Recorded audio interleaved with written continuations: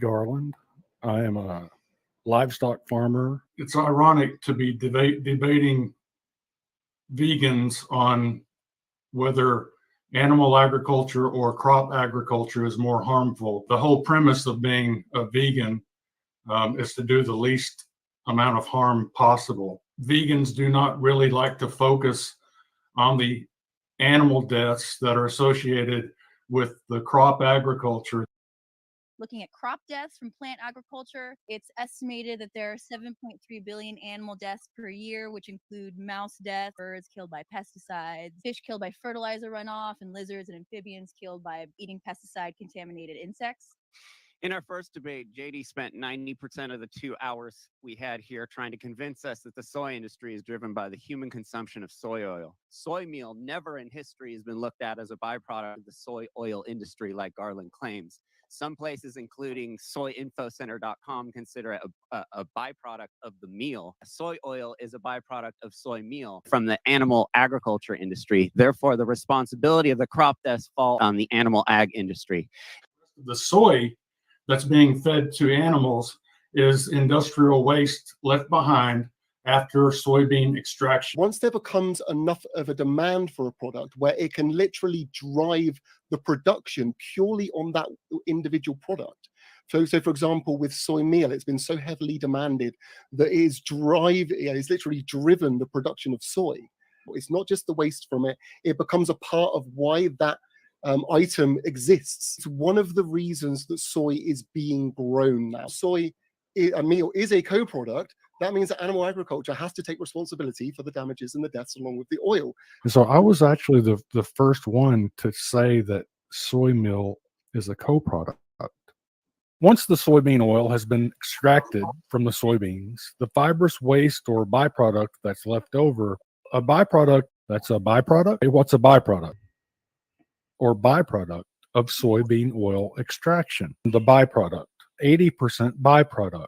Soybean byproduct, the byproducts, the co-product, any byproducts, these byproduct, co-product, byproduct, and now he says the co-product. It's the same thing. It really is. So let's talk about co-products, because I think people need to realize how important this is. If soy meal is a co-product, that means that animal agriculture has to take responsibility for the damages and the deaths along with the oil. Okay, the reason that I'm denying that it's a co-product is because the definition does not fit. So I was actually the first one to say that soy meal is a co-product. It's post-processing industrial waste that they're feeding to animals. And we clearly see Garland saying soy meal is a byproduct, and now he says it's a co-product. It's the same thing. It really is. Is it a co-product or is it? I'm gonna allow you to make an ass of yourself, Jeffrey. You just said byproducts and co-products are the same thing and they don't matter. And it doesn't matter, but it absolutely does matter. Is it a byproduct or a co-product? Because how you described it in your words, you described a co-product. You're the one that's saying that it's a co-product. If you're going to say it's I'm not saying it's a co-product. The world calls it a co-product. So I was actually the first one to say that soy meal is a co-product. The industry looks at it as a co-product. The National Soybean Board is calling it a byproduct.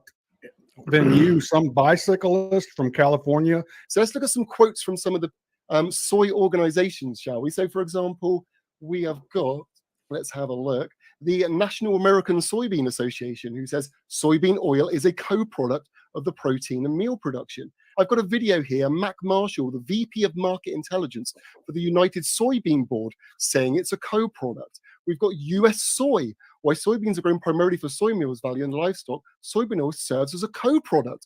Why are you denying this? And the reason you are denying it is because you don't want to take responsibility that livestock are also causing crop deaths. So will you concede, considering I've got all the evidence? Shut your fucking mouth for a second and I will answer your question. No, shut your mouth and let me answer. Shut your mouth. Okay, the reason that I'm denying that it's a co-product is because the definition does not fit. So I was actually the first one to say that soy meal is a co-product.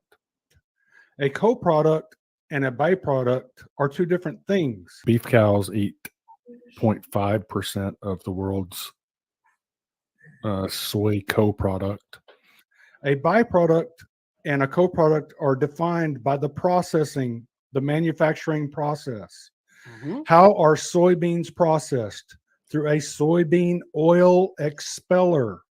And what comes out the other side of that machine? Oil. Soy meal. It's a soybean. Chris, are you denying that it's a soybean oil expeller? Chris, are you okay? Can you link us to a soybean meal expeller? Garland, why does Okay, this then matter let's to see the it. argument? Shut up, Jeffrey. I'm talking to Articulate Chris. why the raw soybean for forage is too fattening, so they got a oil extractor to there's get a the video. oil Let out. Chris answer, Jeffrey. Shut your pie hole. There's a Back video my here. method. It's literally one machine. It all comes out of one part. The meal comes out Yeah, of it's the called other. a soybean oil extractor. Yeah, and it or does both expeller. things, right? It gives you It's a meal and soybean oil. oil. It's a it give you soybean meal and oil oil? expeller. Does it give you meal and It's a oil? soybean oil expeller. I don't care what the name So is. Does two it give you meal products and come oil? out. It expels the oil. And the meal. And I literally just quoted all the major soybean boards saying it's a co-product, right? You were saying, oh, the National Soybean Association, right? They haven't even got a website. Where's the website from? I tried to Google it. Show me the link. I'm waiting. Come on. What link are you wanting me The to show National you, vegan? Soybean Association. You say it's a byproduct. Where's this link? You never showed it. Yes, I did. Where? I showed it, didn't I, Andrew? Did you I see showed it, Jeff? Did anyone see it? I didn't see it. Open your He did eyes. place- You in your live stream I'm the other going- day clearly I'm said going to- I I'm was the going to first share it. person. Hold on. You said clearly I was the first person to ever say that soy meal was a co-product. Then afterwards, you looked all confused and you had to Google the difference between a byproduct and a co-product because you didn't even know what it was. So I was actually the first one to say that soy meal is a co-product. Both of these products are being made together, whether it's one machine or two machines, whatever you want to argue, and they both hold value, which is what makes them a Right. co-product. That's what I've always said. The soy that's being fed to animals is industrial waste left behind after soybean extraction. But the links you sent me, Garland, pretty much all of them say that historically soy meal has been the driver of this. And this is from your own links. I'm happy to send them all to you. Historically, meal prices have been the main driver of soybean values. Soybean meal has been a steady hand of the wheel for demand for many years. Soybean meal used to be used so plentiful decades ago that restaurants, food manufacturers, and other industries couldn't use it all. Like, these are your links. These are just quotes from your links. Chris, I don't know why you're denying this. And the only reason you are denying it is because you don't want to admit that animal agriculture. Chris, you has have to a let in me the speak process. at some That's point. all it is. This Garland Farms versus all the high top tier vegans started with the top tier vegans claiming that all of the crop deaths were on the shoulders of animal agriculture because Don't say that. Never you're said going to that. have to shut your mouth, Chris, and let me speak. Okay. And it doesn't matter whether you want to call it a byproduct, a co-product, It matters a was lot. that to extract the oil through Mhm. soybean oil expellers to separate the oil from the meal.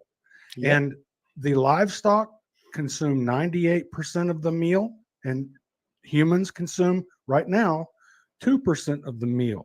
Whether it's a co-product or a byproduct doesn't matter. The fact is that they're making a product, they're making a profit on both. I will agree with that. If you can have one product that's created as an excess of another product, we would call that byproduct. Yeah. What are you stating a byproduct is exactly? So obviously one of them is just a residual waste product. With a co-product, it's actually a part of the market driver. Like soybean meal has actually been historically the main driver, the main reason. A byproduct can become a co-product if there is a market enough for it. Once it becomes a co-product, for example, with soy, it's one of the reasons that soy is being grown now. It's not just the waste from it. It becomes a part of why that item exists. But let's say to your example, sawdust. We had a sawmill. Yeah. We would agree that the product of the sawmill was like, let's say 2x4s. That's what they're producing. A byproduct of the 2x4 production is this sawdust, right? But it turns out that they could bag that sawdust and send it to some energy company that does some type of sawdust slow burn, or they make mold out of it or some bullshit that we don't fucking know about, right? Sure. They sell this, and this ends up actually making them more money than the actual product they were making before, are you claiming that that's what makes it a co-product, or is it still a byproduct? It would become a co-product once it takes over that, majority of the profit. Once there becomes enough of a demand for a product where it can literally drive the production purely on that individual product. Or with soy meal, it's been so heavily demanded that it's literally driven the production of soy. I had fun the other night. Oh, I've had better times. You've had better times. So we had so much fun. Yeah, let me verify what I think you said, and you can say where I'm correct. Okay, I want to be fair. From what I can gather, you have always admitted that 7% of the soy is fed directly to animals, right? You've always said that, and I've got no issue with that. The way I have the contention is you've always seemed to argue that the rest of the soy, because the 100% of the oil is going to humans, and the meal is going to the animals, you always kind of argue that, well, that was only a waste product. The humans are having all the oil, therefore we don't take any responsibility for that portion. Is that fair? Is that fair to say? No. The soy that's being fed to animals is industrial waste left behind after soybean extraction. That is not exactly what I said. Okay, well, can you clarify then, so I understand what you say? It's not all the livestock, because these are joint products. The oil and the soybean meal are produced at the same time. And so both. It sounds like very different to what you've been saying. No, it's not. It's a soybean oil expeller. Does it give you meal?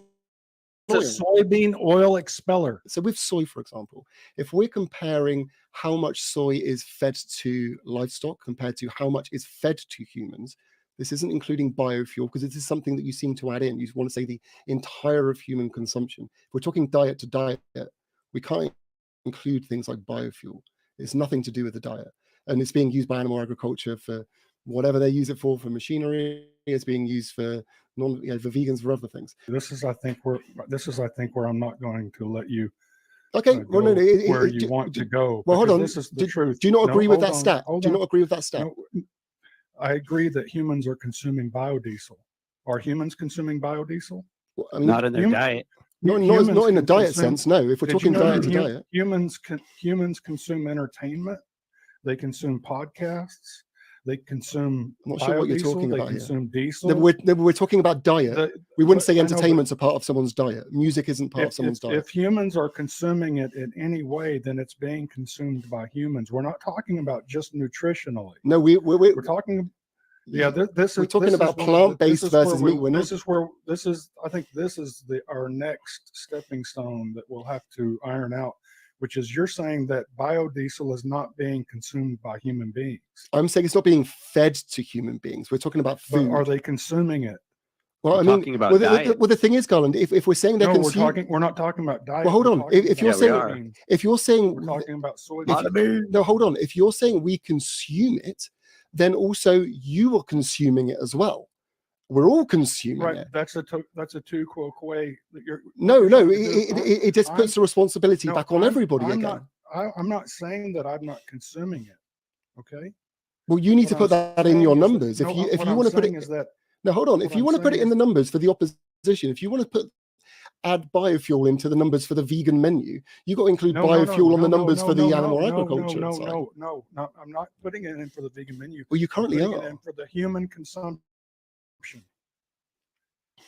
It's not for the vegan menu. It's for human. Then let me ask then, why are you talking about human consumption when the debate is clearly animal diet versus vegan diet? We're not talking about human consumption as a whole. We're talking about diet versus diet, right? No, we weren't talking about diet. Well, that's what everyone else seemed to think we're talking about. We're talking about animal agriculture versus crop agriculture. Jeffrey, you're under the, I guess you chatted to Garland beforehand. I'm guessing you. Yeah, this is what you thought, right? We need to sort out a proposition and a premise for the debate. The premise that I offered was that you were arguing that crop agriculture kills fewer animals than animal agriculture. We can do, does a meat-based diet cause more harm than a vegan diet, period? Plant-based, meat-based versus plant-based harm across the board. I think you also mentioned something about soy. Like we can definitely add that. What does more harm to the environment, meat-based or plant-based? JD, what do you think? Yeah, I mean, I think that would work. Because if this is what you Always. thought, then obviously this wasn't ironed out prior. I don't think anyone would assume that biofuel would come up in an argument against like I called animals you out the versus first time you plants. brought Like, it up. I was like, we're not consuming biofuel. Yes, we It are. was on the first debate. because the thing is, if you want to do Not it like that, relevant to the conversation. We have a consumer economy around. We're also consuming drink. We're also consuming entertainment. We're consuming clothing. We're consuming slave products from China. We're consuming marijuana that's being grown with pesticides. what was the proposition? Jeffrey, do you remember There's that no proposition? consumption. Nope, it was never consumption. What was It was the plant-based versus animal-based.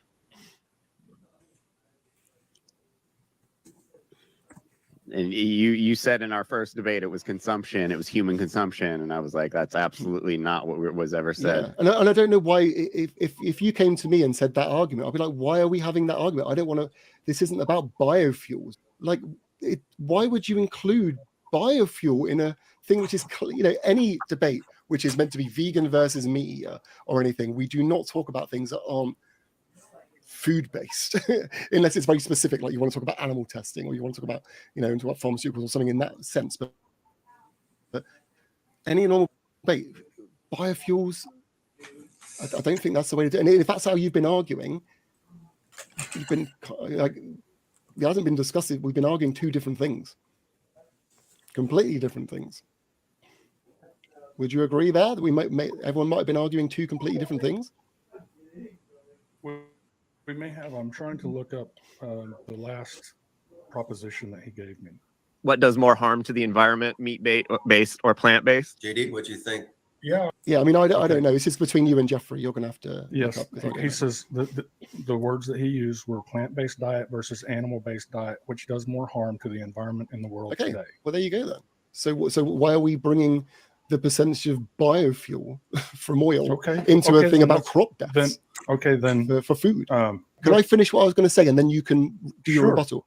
Think about it In this other way, right? words- If we've got 100 soy plants, right, and we're using all those 100 soy plants for either for oil purposes, we're either using them for biofuel or for cooking, right?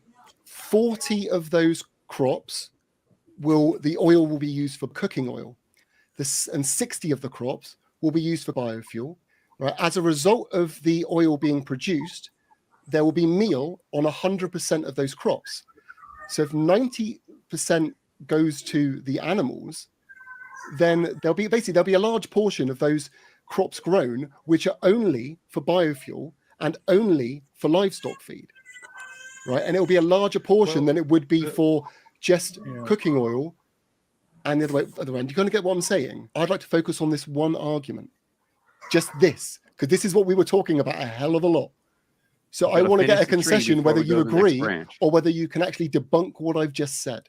I'm saying when we look at it, food products only, 40% so we're not more. looking at all human consumption, right? No, we're going to look at a very narrow. That's factored in. It's factored in that there's biofuel. You can see it, literally that. Actually, can we share this on the screen? I am going to use this video to go ahead. Oh, please do. Because you don't want to go over the full numbers.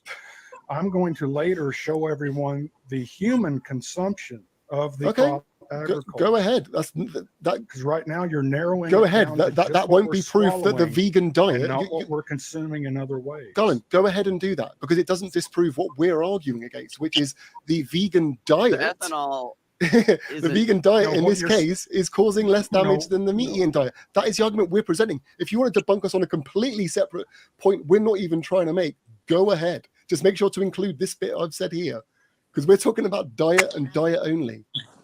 I don't know why you're bringing biofuel into it. It seems more you want to bring biofuel into it because it improves your argument. That's what it more seems like. Well, humans are consuming it and it's being blamed on livestock. But no one's eating it. We're not there eating it.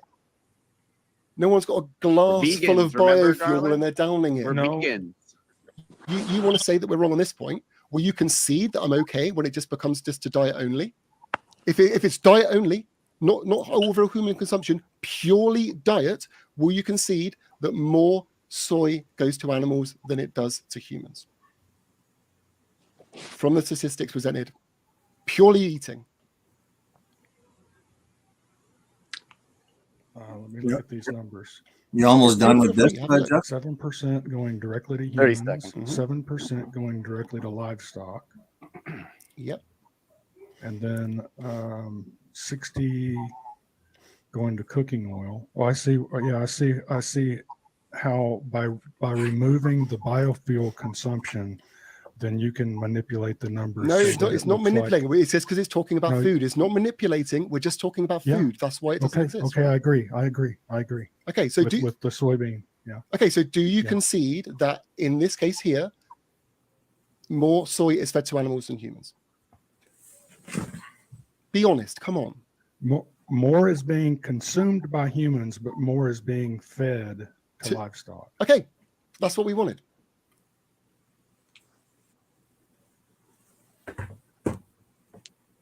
The All stats right. I've heard is that Check, three check. You guys hear me? Yep, I hear you good. And we're live. So, the other day I was told that I was going to hell because I promote veganism, and it got me thinking I should probably at least host some sort of discussion or debate with some of my friends that I know feel strongly about this. And I had a bunch of people to pick, and I picked Nicholas and Jason because I've heard both of them have very strong opinions about the subject on both ends. So I don't know. I just kind of picked the premise: is Christianity against veganism? We could totally change that. I don't know if this is going to be over with in 10 minutes, or I don't know if we're going to do a series of 20 of these. So I just thought it would be interesting. And, whatever you guys want to do, I'm totally up for. I've never done it. Nicholas, I've never done nice to anything meet with. you, Nice to first meet of you all. too, Jason. So, Hi. are you a Christian that is vegan, or are you an atheist that's vegan? Because he didn't let me know what your viewpoint is, what your perspective is, just vaguely kind of thing. Are you a Christian? I used to be. Okay, so you're atheist at the moment. No. I never stopped believing in who I was praying to, Okay, who I thought I was praying to.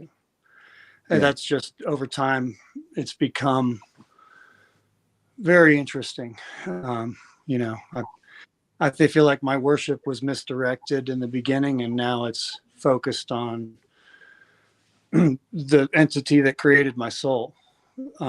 That's who I refer to as God. And I do see that as a separate entity than the creator of the vessel that our soul temporarily indwells. I think that's a lower demiurge that has lower demiurge behaviors and immaturities and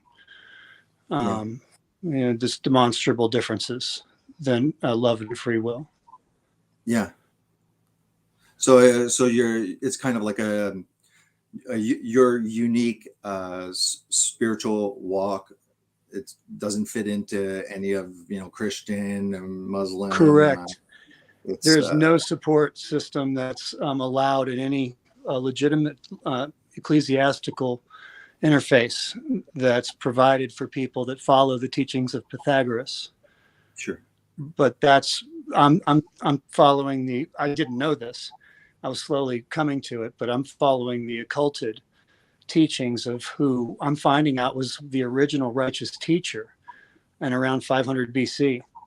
And that became an office that other Zadoks facilitated, like John the Baptist, James the Just. But Sure. they weren't the original. It turns out it was Pythagoras, and that's what the religions are all hiding. And right after his death, there's no coincidence that we find that Ezra compiled the Old Testament, and the Buddhism emerged with the 7-year-old son of an emperor. They took all of those Pythagorean teachings and then did just enough of a twist on the rudder to turn them into something that was pro-government and pro-taxes and pro-money. which was the opposite of what Pythagoras taught. Would if I'm taking more like Orthodox or traditional Christian perspective, that's my worldview.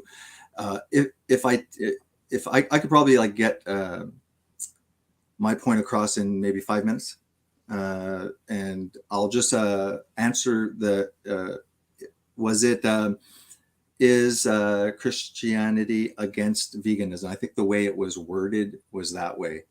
Okay. Yeah, I've never So- heard it presented that way. It was very interesting that somebody asked the question in Because that way. I think we can get this like way. I think I can get my point across very quickly using Mhm. just the biblical passages, and then after we can just go from there. Since the question is Christianity against veganism? I'm the Right. only Christian, so I'll just kind of defend that statement or make that claim, and I'll do it really fast, not to steal all the time. Is it okay, don't Jeff, mind. if I present the screen? Yeah, It's sure. okay. All right. Okay, is Christian entire screen? Share screen. Okay, here you go.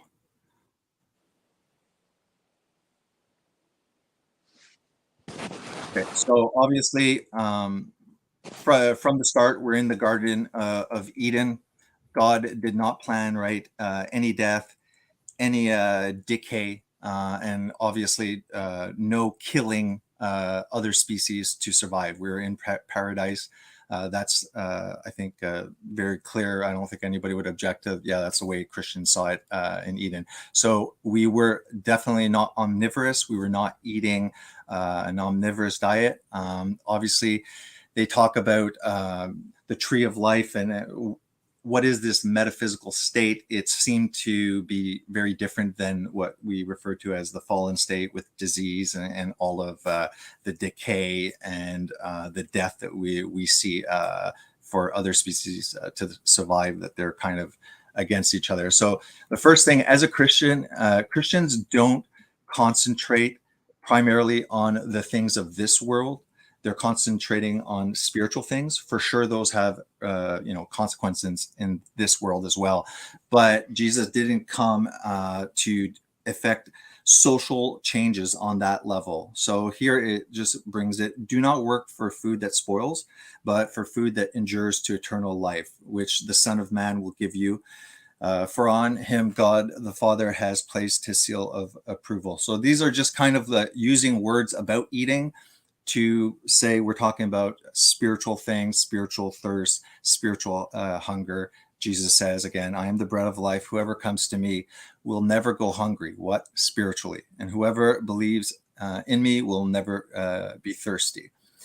So it's very clear. If I'm a Christian, I'm going to have to try and use the Bible as a guide, right? So in Colossians, it's very clear. Therefore, do not let anyone judge you by what you eat or drink, or with regards to religious festivals, a new moon celebration, or a Sabbath day.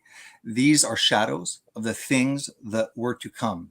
The reality, however, is found in Christ. So already it's saying, guys, don't start fighting over things that you eat and drink. And this was big, right? Because like all around Israel is paganism, and there was a lot of stuff. So Who wrote Colossians? Garden If I'm of allowed to know that. do you mind if I just finish? I'll wait till you're done. I'll wait till you're done. So Garden of Eden, Genesis. Then God said, I give you every seed-bearing plant on the face of the whole earth, and every tree that has fruit with seed in it. They will be yours for food only. So Garden of Eden, again, not meat eating. This is in paradise, and there's some different metaphysical state where we can sustain ourselves with these seed-bearing things. After the fall in Genesis, this is where all of a sudden God starts saying that now I give you everything. So then God blessed Noah and his sons, saying to them, be fruitful and increase in number and fill the earth. The fear and dread of you will fall on all the beasts of the earth and all the birds of the sky, on every creature that moves along the ground, and all the fish in the sea. They are given into your hands. Everything that lives and moves about will be food for you.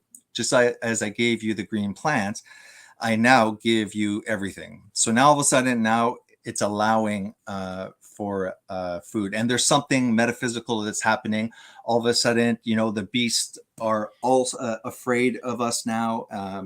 This also happened at the fall, the changes of thorns and thistles appearing. So this initial Garden of Eden paradise, which God is going to bring us back to. We're vegan at the start, and we're definitely vegan or fruitarian at the end. But the middle, it's very clear that the Bible is allowing. So if a Christian is taking this as the word of God, that it's inspired, he has to take it and say, God is allowing these things. We see here, look, this is in Revelation. This is the end of the story. So everyone likes the start of the story, and everyone wants to get to the end of the story. So a new heaven and a new earth. Then I saw a new heaven and a new earth, for the first heaven and the first earth had passed away, and there were no longer any sea. I saw the holy sea, the new Jerusalem, coming out of heaven from God, prepared as a bride, beautiful, dressed for her husband. And I heard a loud voice from the throne saying, look, God's dwelling place is now among the people, and he will dwell with them. They will be his people, and God himself will be with them and be their God. So here, this is a promise. He will wipe every tear from their eyes. There will be no more death. So there's a huge metaphysical change here. Okay, there's no more death. There's no more mourning in this new creation. There's no more crying. There's no more pain. The older order, okay, which was fallen due to sin and has passed away. And he says that he makes everything new. Here again, it's just talking about Eden restored. Isaiah here. This is what creation will look like when Christ arrives and sets up the millennial kingdom. The wolf also will dwell with the lamb. So predator and prey are dwelling together. The leopard shall lie down with the kid, and the calf and the young lion and the fatling together. A little child shall lead them, and the cow and the bear shall feed. Their young ones shall lie together, and the lions. You get the point that there's no more predator and prey. There's children putting their hands in viper nests and things like that. But yes, indeed, in the middle, when we get to Leviticus, we see that God is not only allowing us through, I give this as food for you to eat, he's setting up, which would look horrible for vegan. A vegan is a sacrificial system. Okay, where morning and evening and annually and monthly and all of these sacrifices of calves, doves, rams and lambs and things of these sorts. And so God himself is setting up this ceremonial, symbolic representation of what will be fulfilled in Christ. So for a Christian, and like I said, I'm just saying, as a Christian, for me to start turning around and saying that the eating of animals is evil, it's murder, it's rape, these kind of words, that's the only thing that I think that a Christian would be very careful at proclaiming. A Christian can be vegan if their own conscience tells them that they feel bad, okay, they don't like the system, whatever reason, their conscience doesn't allow them to put something in their mouth, okay, they feel like they are going against their conscience. It is very clear, okay, that the Christian is allowed to be vegan, okay, but he specifically says, do not quarrel over food, because God has said you can eat this and you can eat that, because there was a lot of quarreling that was going on. 1 Corinthians, the Christian has to say, but food does not bring us near to God. We are no worse if we do not eat, and know better if we do. Okay.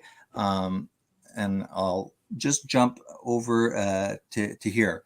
And he called the people to him again and said to them, hear me, all of you, and understand. There is nothing outside a person that is going into him that can defile him. But the things that come out of a person are what defile him. And when he had entered the house and left the people, his disciples asked him about the parable.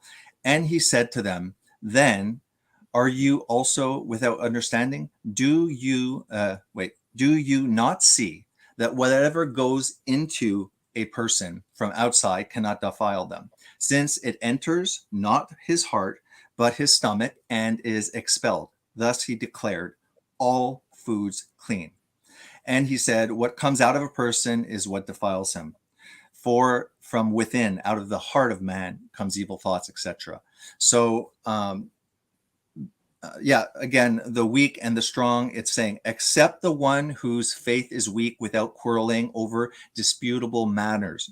One person's faith allows them to eat anything, but another's whose faith is weak eats only vegetables. And that's not a shot. That doesn't mean, oh, you're weak, you eat vegetables. They just mean that from the Christian perspective, there is no problem with eating animal food, but there are some people that have issues with it. They've come from different pagan religions, and for them, they feel like their conscience is seared. So what they're saying is, it's hard enough that we're trying to start a church, okay, and become spiritual here through Christ. Don't fight over food, because that is not spiritual. It's not a spiritual matter. So one person's faith allows them to eat anything, and another whose faith is weak eats only vegetables. The one who eats anything must not treat with contempt the one who does not, and the one who does not eat everything must not judge the one who does, for God has accepted them. Who are you to judge someone else's servant to their own master, blah, blah, blah. So I have some other stuff, but I think it's quite clear that if we're just going from the title that we have here, guys, is Christianity against veganism? 100% no.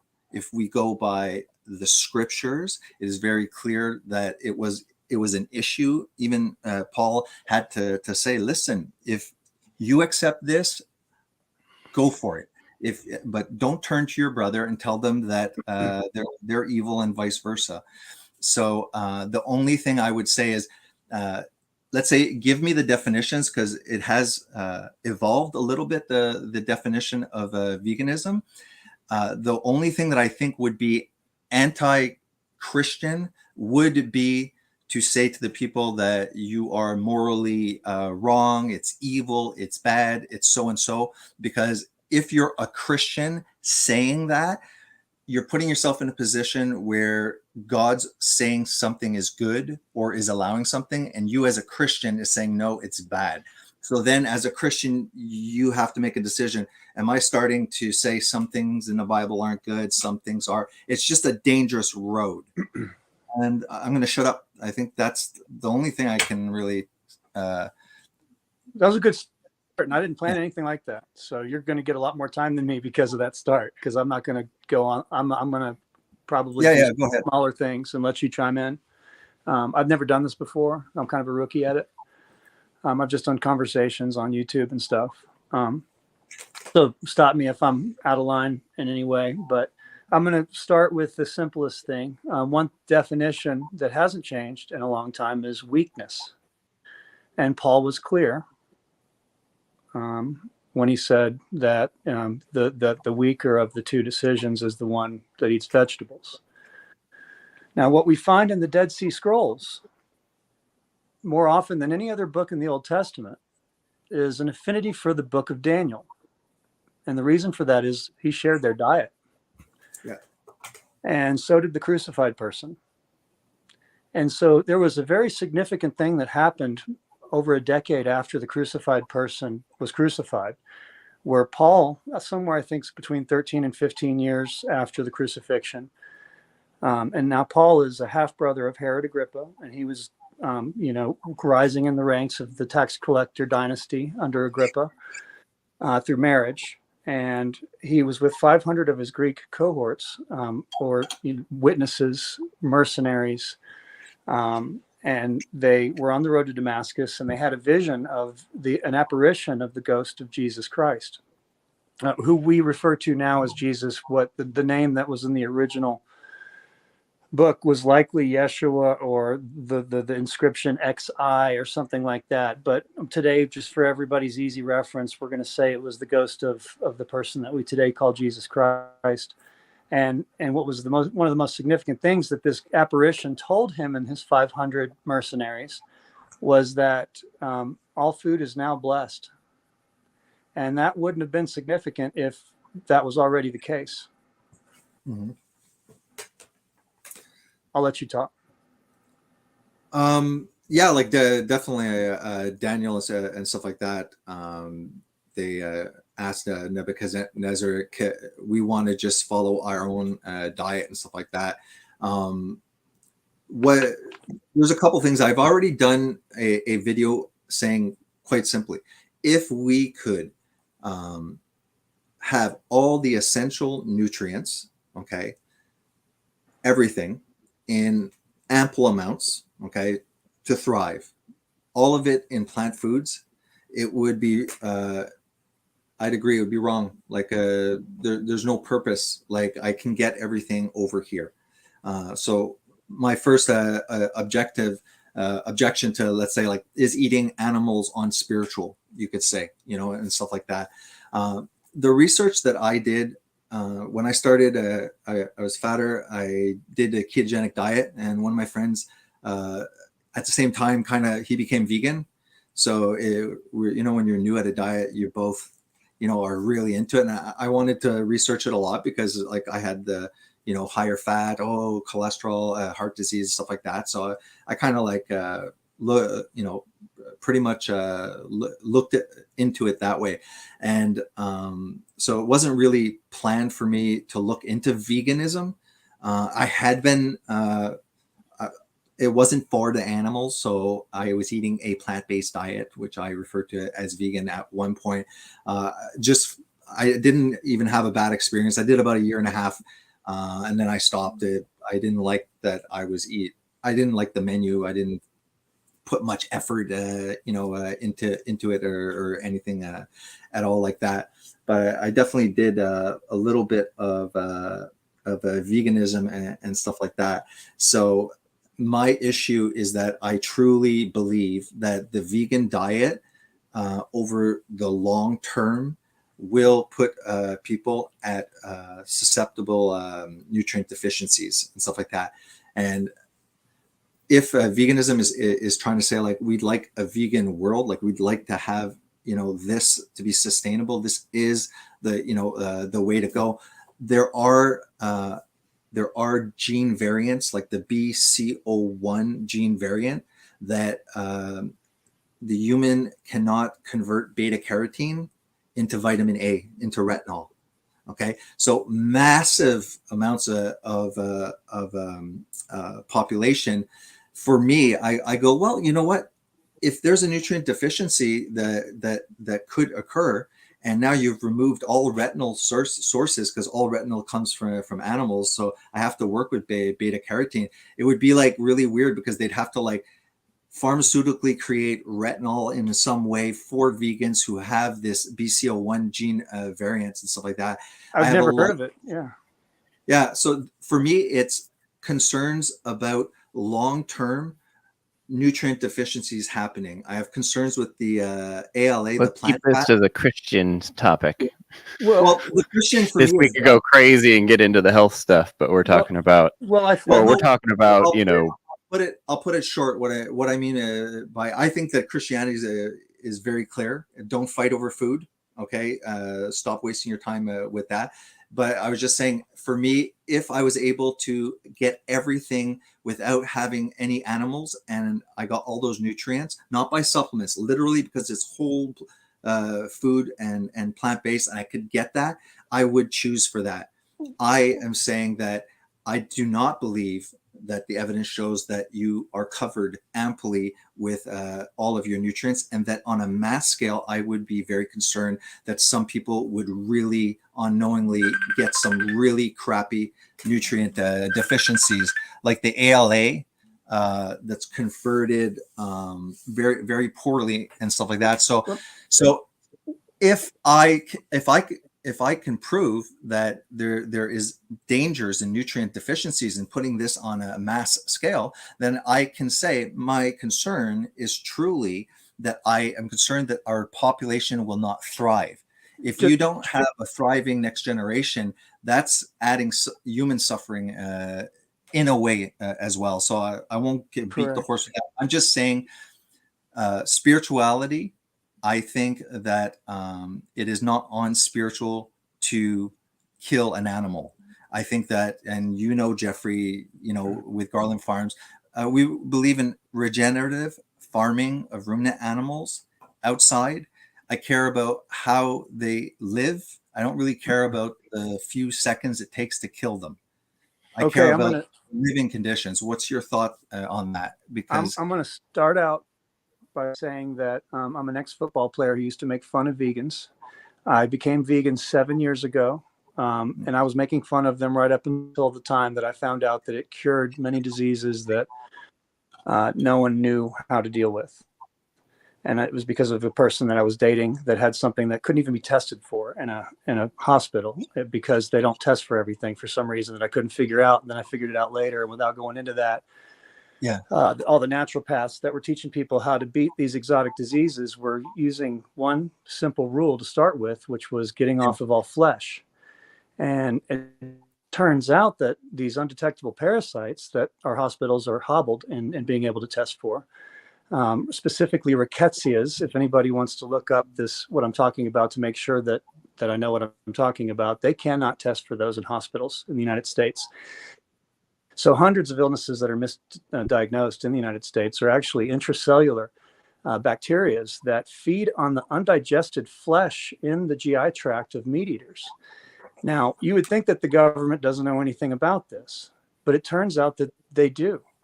There's a desirable outcome that happens in the consciousness of a human being that is under the effect of these parasites. And Pythagoras talked about this 2,500 years ago and wouldn't even let people into his little fight club called the Sons of Light unless they were first vegan, so that their consciousness was at 100% of the bandwidth of capability that the human body was designed to be at. And he said that people of his caliber of consciousness did not consume carcasses. And he probably didn't know what William Bergdorfer taught naturopaths in the last 50 years with his whistleblowing about what our army has been up to at Fort Detrick in Maryland with the weaponizing of these undetectable rickettsias like Rickettsia helvetica, also known as Swiss Agent USA. If anybody does the research on these, you'll find out that this is what the most advanced researchers in Lyme disease are finding out. They're finding out that this is where it all started, with trying to control the human consciousness and free will by aerosolizing compounds over them. So the government's been bent on controlling people through unknown parasitic infection through the forced consumption of meat and dairy, at least since 1950, according to William Bergdorfer.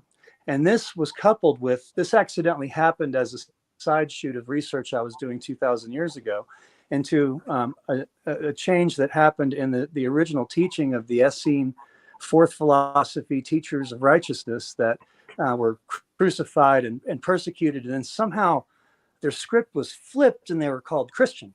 And now their diet's like whatever you want, and they're okay with paying taxes. And Romans chapter 13 says it all, that you submit to government. And hopefully after COVID now we can see that was a bad idea. But what my research is showing is that the reason that we have to use ovens and forged steel objects to consume these products is because we weren't meant to. And it's likely that even dogs live longer on a vegan diet if they're raised that way and properly.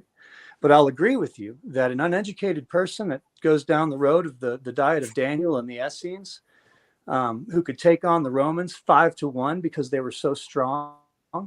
And this is why all of the best gladiators were also vegan back then. They were stronger. They lived longer. According to Josephus, he said that the vegans living in the desert and under the fourth philosophy of Judas the Galilean and James the Just, his brother, were living to be on average over 100 years old. 2,000 years ago, when the average meat eater couldn't make it past 40 or 50.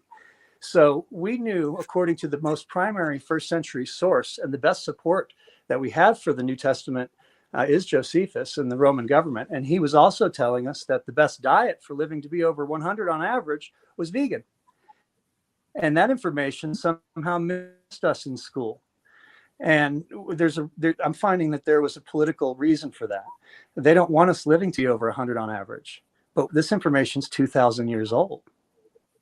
So the government's been up to this for a long time. Have you ever read? It changes your consciousness to one of bloodlust. You're okay with war. You're okay with kind of hate and lower vibrational stuff.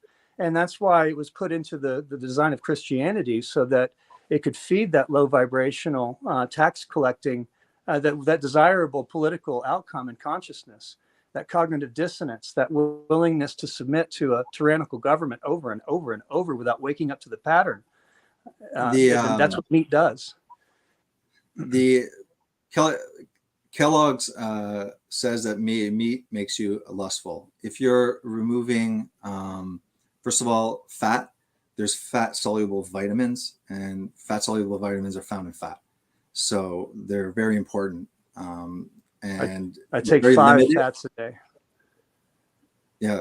So if you're eating the fat soluble vitamins, dietary cholesterol, I can show you that does not increase cholesterol. Your body needs cholesterol. So vitamin D3, cholesterol, saturated fat, all of these things are being skimped on. Your sex hormones will not be optimized. So eventually you get a lower libido. We see on YouTube, YouTubers and stuff like that, it's like, how to deal with loss of period, how to deal with, there's a lot of that. Absolutely right. You're absolutely right. In my first 2 years, that's what I experienced. Go ahead. And if you're doing a spiritual path, it would work. What I would say is this: the majority. Well, no, it is working now. I mean, I'm 8 years into this, so like I figured this out in 2 years. But the first 2 years being vegan, I almost withered away and died because of my lack of education on everything you're talking about. But that shouldn't scare people from going down the road, because at the end of the yellow brick road, there's a big reward, and it means you live to be over 100 on average. It kills all diseases, and you're actually stronger. I mean, like, I don't know if you're familiar with the guy who, nobody's the world's strongest man forever, but one of the more recent ones was vegan. And I myself was able to bench press 350 pounds for the first time 4 months ago as a vegan. And then I hurt my shoulder, but now I'm back, and I'm right back at that weight again. And I'm never going to do a 1 rep max. Now I'm maxing out at like 250, 260, and I'll just keep the reps up, increasing them to maybe 6 or 7 reps, but I'll never go that high again, just because I'm almost 50 years old. But I would encourage you, hopes that I was going to get that strong. Yeah. Well, I mean, you look good. Thanks. That's not what I'm fishing for. I just wanted you to know that, like, as somebody who's not a bodybuilder, who just does this on the side, I want you to, my bench is getting up to there now as a vegan. There is a book called Nutrition and Physical Degeneration. It's by Weston A. Price. I would have you read that.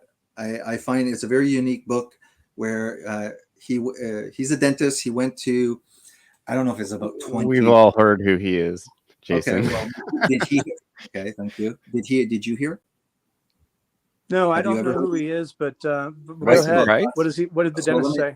I don't trust dentists because of fluoride. The basic thing is he went to various civilizations that were not in contact with modernity, modern man, and our food stuff and consumption.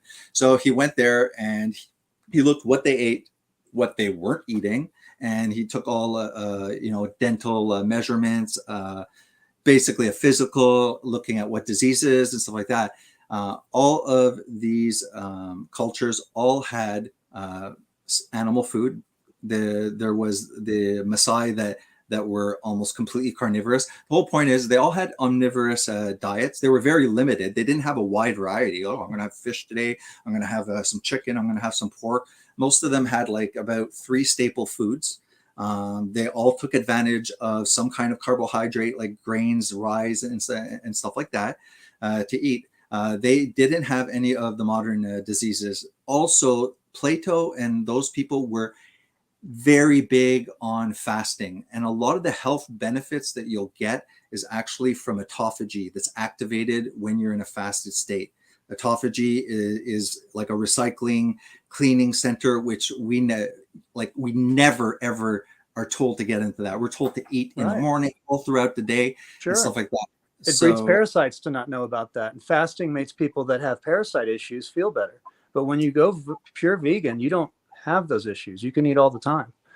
That's why a lot of vegans do eat all the time. Anecdotal, because I'll accept it as anecdotal, because if you go to the ketogenic community and stuff like that, a bunch of previously pre-diabetic fat people that started eating protein, fat, and started avoiding the carbohydrates, and it allowed them easier access to their fat storage.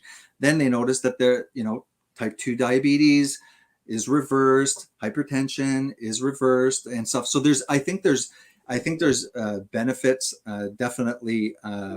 What I'm saying is, you can't make Christianity is hiding the fact that the fourth philosophy members under John the Baptist, Judas the Galilean, James the Just, were all vegan, and the fact that Paul was one of the major, that's called the Pauline doctrine for a reason, flipped the script and said all food is blessed after he saw a ghost. But what he was flipping the script on was clearly said by Josephus was a perfect vegan diet. He used the word perfect. And he said that perfect diet was the reason they were living to be on average over 100 years old. Now, where is that in the Christian story if it's at all authentic and based on authentic history? Yeah, well, that's why usually I do PowerPoint presentations, because I'm not cutting you off on what you're saying, but there's a lot of stuff that I'm like, well, where's your proof? Where's your proof? Where's your proof? Kind of thing. Where's my proof? I mean, the Bible. The Bible's the proof. I mean, Paul had the vision on the road to Damascus. Okay. And if you remember, one of the most four vegans, John the Baptist, John the Baptist, James the Just, who the Bible never gets his name right, because I've found that it's nefariously twisting the story. They called Judas the Galilean, according to Josephus, the founder of the fourth philosophy. They misname him with an anagram that is Iscariot, which is a twisting of the word, the leader of the Sicarii. So we have Judas Iscariot instead of Judas the Galilean. We have John the Baptist, who is properly named, and then we have James the Just, who the Bible calls James the Less. But when Paul is telling the crowd, with his slide of, the weaker ones are the vegans, and you kind of poo-pooed that away and tried to justify it and act as an apologist. I said it wasn't a shot. What Paul's saying is there's those coming that do believe that that's an issue, and if that's an issue for them now, don't go after them. He was in a debate. He was in a debate with James. James was standing right there. He was making fun of James right in front of the crowd. I'll leave it at this. The question here is Christianity against veganism?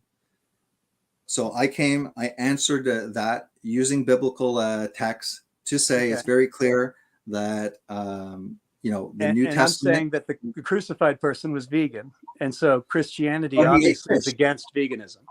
But he ate fish, though. So he didn't eat fish that was corrupted.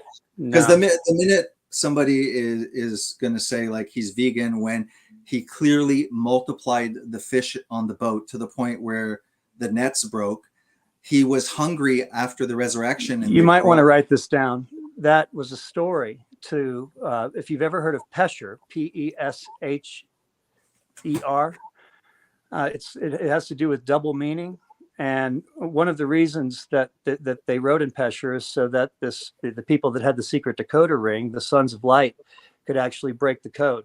But the Pesher that's happening there, that's being pitched by the bad guys without the adept knowing it, is that they were casting the nets of Belial. I think it's spelled Beliel. Yeah, Belial, yeah. Belial. Or Belial.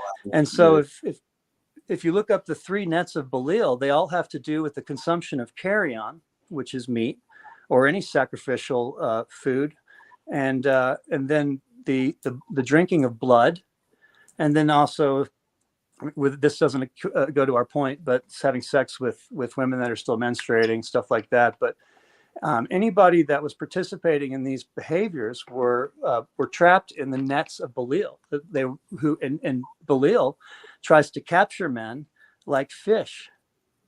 And so what the Romans were doing as very adept black magicians, and they were using very adept black magicians to do this, they were pitching the nets of Belial through blood and flesh consumption, and using men as recruits to be fishers of other men for Belial. So it's deeply satanic. And when you understand that Saturn is Satan, and that he's a god of blood sacrifice who's deeply invigorated by when blood hits the ground. Yeah, like I did the backwards. So I did for 20 years. 2019, I finally became Christian. So I did all of the search and stuff like that. I went through all of the various religions, thought processes, and stuff like that. For me, I was invited, kind of like yesterday. Is Christianity against veganism? Can we agree that Christianity is not against veganism? Well, it was designed against veganism. It was designed to worship a flesh and blood consuming a God that wants that type of thing. And you're making assumptions. All I'm saying is I showed with Bible passages what I'm saying. So right. if you're going to do that, then you need to anybody with a search engine bring a bit of evidence so that it's not like hearsay and stuff like that. I don't remember where in the Old Testament that God says that he's pleased by the smell of burning flesh and sacrifice, but you and I both know it says it. No, he says that he's not pleased with a burnt offering and sacrifices. God's not pleased with it. He was pleased by it. No. Well, he might have. There were instances where he wasn't because it was corrupted. But whenever in the New Testament, it says that these were ceremonial things pointing to Christ, so that the sacrifice of bulls and stuff like that never really took away sin. So it wasn't pleasing to God. But and what about the consumption of the blood in the body of Christ? What about the consumption of the blood in the body of Christ? How is that not clearly a violation of the 3 nets of Belial? The blood was spilt and his body was broken, just like Isaiah and the prophets and the messianic prophecies say for him. So we had the first covenant, the Mosaic covenant, right? So it was consummated with the sacrifice. They put water and they put blood. I think it's a hyssop branch, and they sprinkled the covenant with the blood, sprinkled the people. When Jesus was crucified, he was the fulfillment of the first one, which was symbolic and written on stones. This is the fulfillment, and his body as well was broken, and it says he sprinkled many. So it's looking. That's when you start looking. There was a little blood in the first one, though. There was some real blood in the first one, but it was more symbolic. Yes. So what I'm saying is, the guy who told Jeffrey that he's Christian, he's going to hell. Okay, is totally going against the mainstream Christian narrative there. Okay, so that's the first things. First, I showed multiple things where it's like he's saying stop, like like you guys, if your conscience is killing you, go with it. You know, it's like it's very clear that they're stepping back. Jesus is saying what goes in comes out the other side. It has nothing to do with spirituality. It doesn't defile you spiritual. That's why I showed a lot of those passages. But Jesus, So, but the person that was crucified never said that anything that went in your mouth was fine. He never said that. Well, all I could say is that you're saying you're taking a quote from a third party that said that Jesus said that. Everything. I'm Christian, so right. I used to be. I'm asked, is Christianity against vegan? So as a Christian, I came with the Christian scripture, using the Christian scripture to respond to that specific question. And weakness was clear. Clearly, debate you brought is that not across to us. Reliance is as a bit. That's a long debate that you know we could have. But to be honest, when you get into those kind of reliability debates and stuff, I personally, I don't have a PhD in New Testament theology and stuff like that. So I usually go and watch the academics debate because I'm not going to go into that much depth. Jeff asked me specifically about Christianity. I think that Christianity we're sticking to the subject of Christianity. Josephus is the primary first source for Christianity.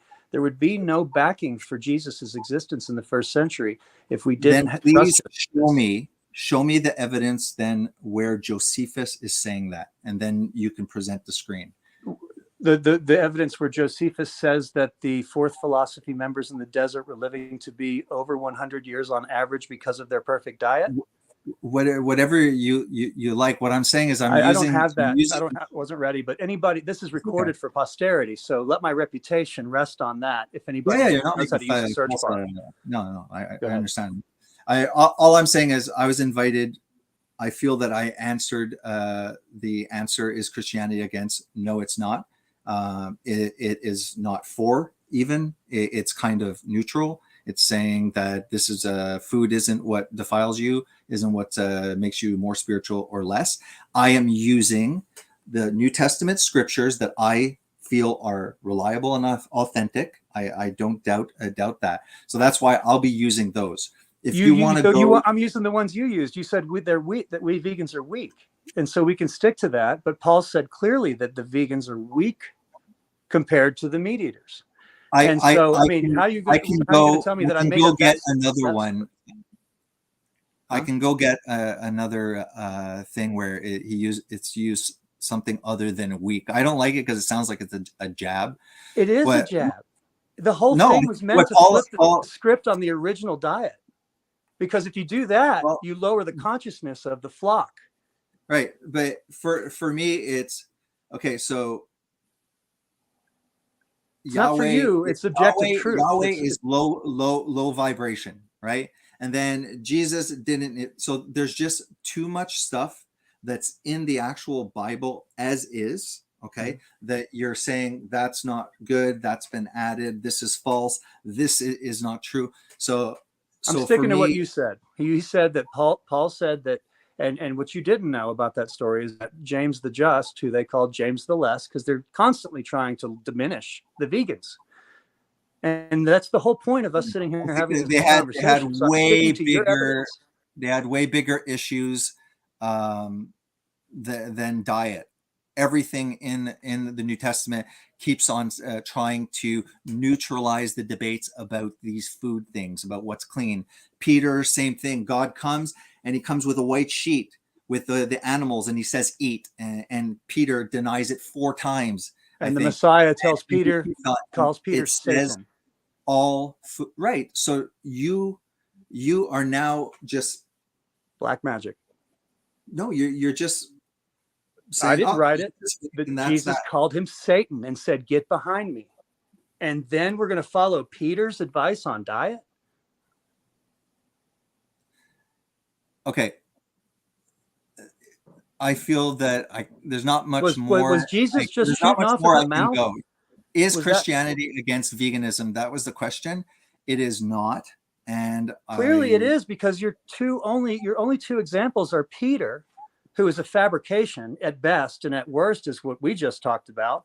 And then we have Paul, who is the second cousin of Herod Agrippa, married into the family, who was raised to be a tax collector in Tarsus. And he comes in and takes over the movement, monetizes it, and makes it a meat-eating movement.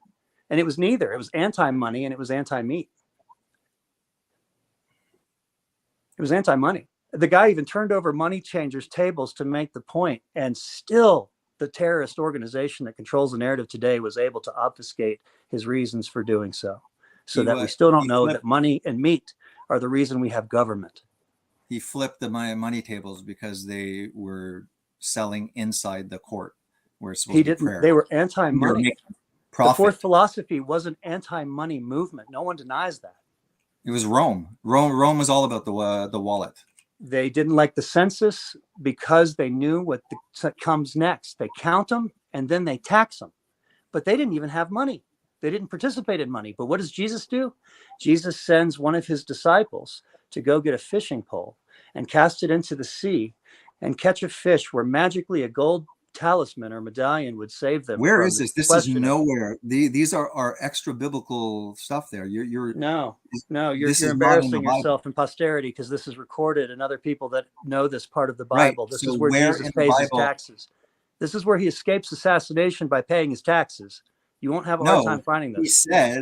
He says he knows that they're trying to trap him in a snare. So he says, whose picture is on there? It says Caesar's. He's like, then give to Caesar what is Caesar's and give to God what is God. Jesus didn't come here as a social revolutionary. He came to deal with sin. He did pay taxes one time.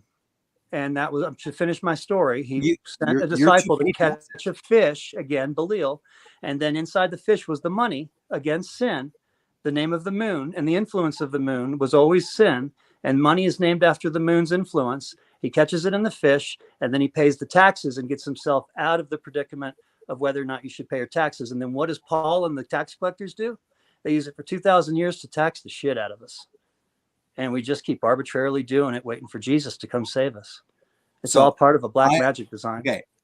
I'm pretty confident with the New Testament, but me too. I can be wrong. I have no idea where you're getting that. Everyone that has read the New Testament and has even memorized half of it knows about where the disciple catches the fish and finds the golden medallion inside the fish that gets them off the hook and pays the taxes.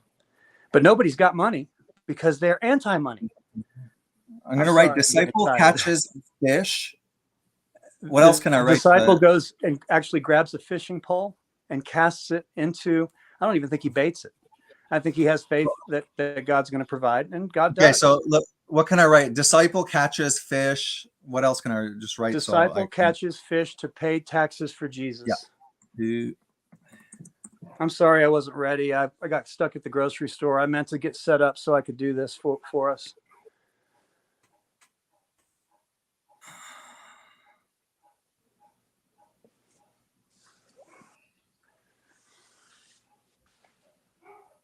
Let me see.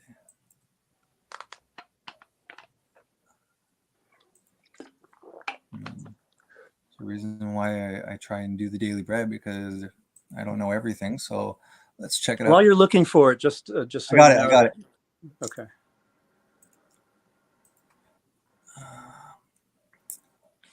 Disciple Matthew. Okay. So it says, when Jesus and his followers came to Capernaum, the men who collected the temple tax came to Peter. They asked, does your teacher pay the temple tax? Peter answered, yes, Jesus pays the tax. Peter went into the house, but before he could speak, Jesus said to him, what do you think? The kings of the earth collect different kinds of taxes, but who pays the taxes? The king's children or others? You know what, man? This is something that is new to me. That's all right. It was new to me too. When I was a born again Christian, these things did not stand out in my mind. They were arbitrary, and that's how hypnosis works. But before he could speak, Jesus, I just want to read what he's saying. Jesus said to him, What do you think? The kings of the earth collect different kinds of taxes, but who pays the tax? The king's children or others? Peter answered, other people pay the taxes. Jesus said to Peter, then the children of the king don't have to pay taxes. But we don't want to upset these tax collectors. So go to the lake and fish, and you catch the first fish, open its mouth, and you will find a coin. Take that coin and give it to the tax collectors for me. Okay. Yeah. Okay. So, well, it's no different than the other one. He's basically saying pay taxes. Well, he's saying that God's children shouldn't pay taxes, but then he's saying pay taxes. And where does it say he shouldn't pay taxes? Well, you were the one that said it just now when you read that verse. It said something about how the children, the king. No.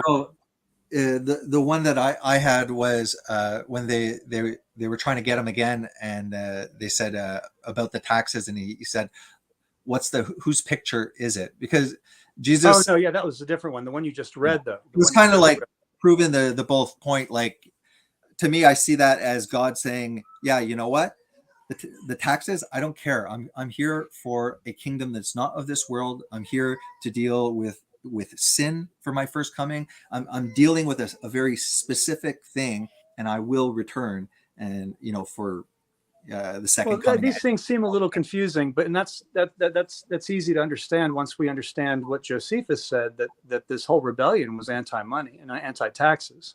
So it's purposefully confusing because it wants you to pay your taxes.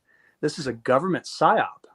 What I want to see would be kind of like, where are you getting it? Like, kind of like screenshot here. This is where I'm getting. So at least I get an idea. Like, oh, I want to go see your source to, like you said, for posterity. To go back and look at after and stuff like that.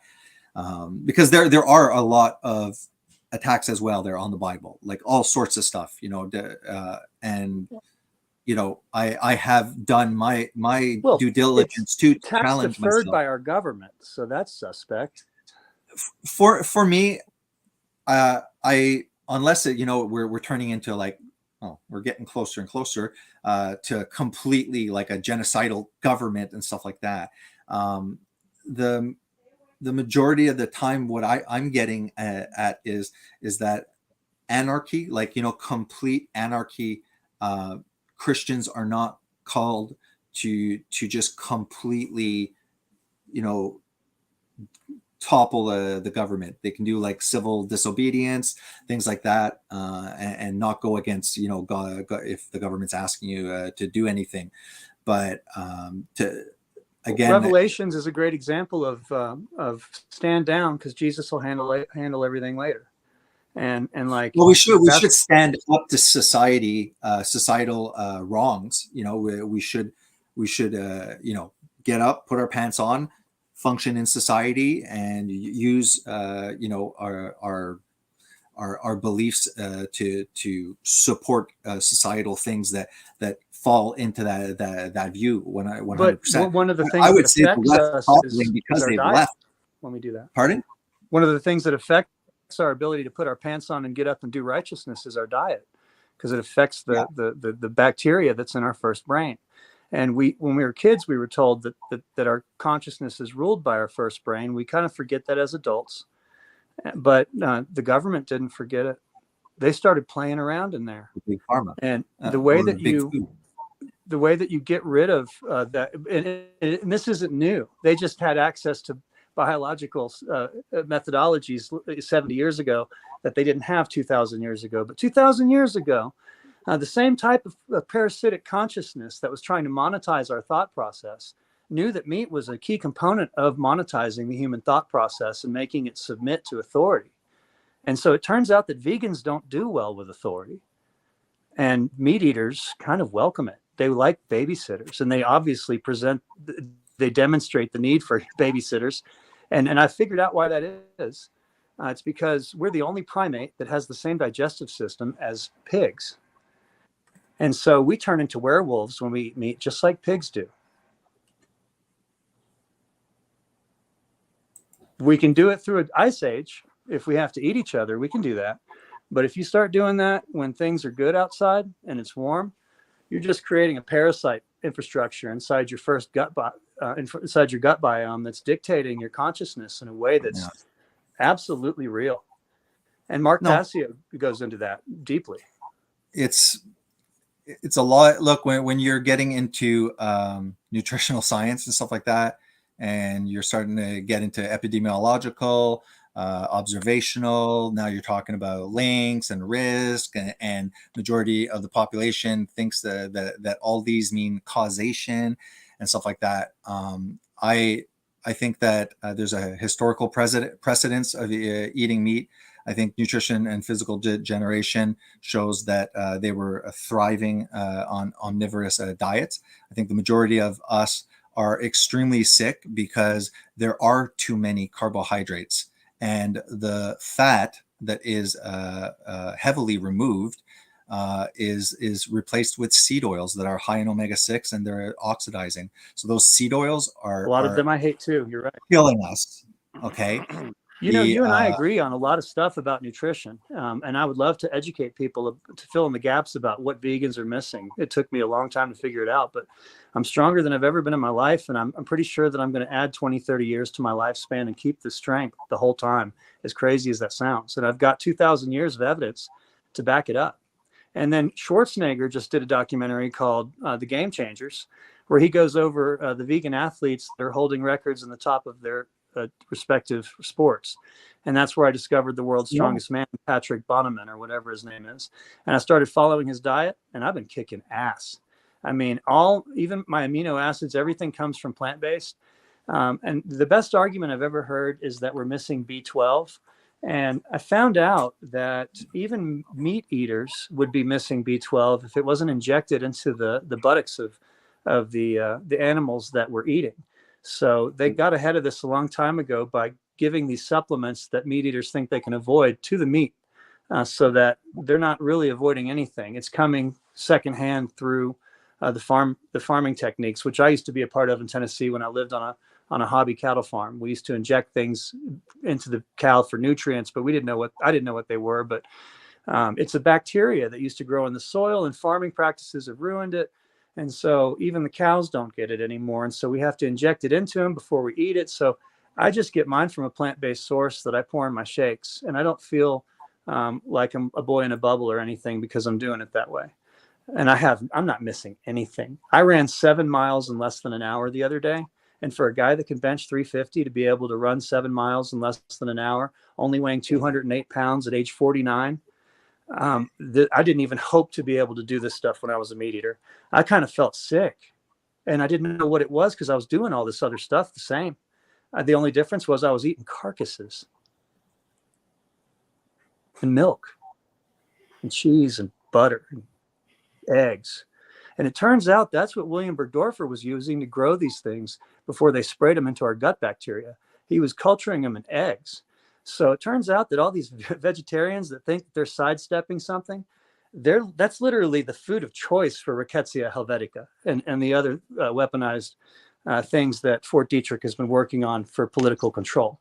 Now, you won't remember this now, and you probably won't write it down, but if you go to a disclosure document that happened in August 2000 called Rebuilding America's Defenses, which was produced by a think tank made of military intelligence people such as Michael Bolton, they released this to the public, and this is part of a predictive programming technique that they do to condition the public for things they've probably already been up to. But if you go to page 60 of Rebuilding America's Defenses, the PDF. Oh, wait, I only have disclosure. What do I disclosure, and what else do I type? If you just put in Rebuilding America's Defenses PDF. Wait. And this is why I'm vegan. Literally, when I read this, that was it for me. It was the straw that broke the camel's back. And I've never met a vegan ever in my life that has this as the reason that pushed them. And if you go to page 60, it's going to take you a minute because it never lines up with the page turner, that program that it's using. But it's literally going to be printed as page 60 at the bottom. Paragraph 2 on the left of page 60, the first sentence and the last sentence are game changers. And they confirm everything that's found in the book Bitten by Chris Newby regarding the disclosure that William Berdorfer gives on his deathbed in 2013 to her on video about how our government has been tinkering in our first brain with intracellular parasites. It's a movie that too? Are undetectable. What? Is it a movie also? No, somebody would be dead. Perhaps you've heard of The Gray State. That guy's dead. The Gray State movie maker got pretty close to putting the movie out, and then they killed him. So these No, but things this don't one make- I have it. Is it here? Can you share my screen, Jeff? It's a document. It's a PDF called Rebuilding America's Defense. Maybe it's just a video of a PDF. No, this is a PDF. You have to put PDF after Rebuilding America's Defenses, and then you'll find it. I just want to show. I just want you to see this though, just to see if it's also that. Is Jeff able to share? Or? Yeah. Oh, sorry. I thought You can just up. read it to me too. Yes, that's it. You got it. But maybe it's actually like, okay, it's just pages. Okay. Yeah, if you can get to page 60 and then go to paragraph 2, and then the first sentence is a long one and the last sentence is a long one, and you can read them in context if you want to take the time. That's fine. But I might not be able. I'll put a big for you guys. Which paragraph? Page 60. Yeah, I'm on 60. Which paragraph? Are you sure? Look at the bottom of the page. That doesn't look like page 60 to me. Well, it said 60. See, they never line up with the software that produces. See, I've done this a lot. Here, got it. Okay. Good, that big long second paragraph, the first sentence and the last sentence basically is a disclosure that the public never cared about, but it's right there in front of us.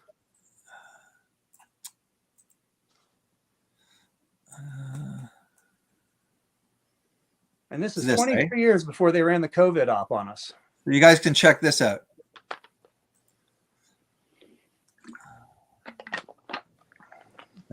Okay, so in closing, just want to share. Okay, so anyways, in closing, I think that the Christianity question was responded.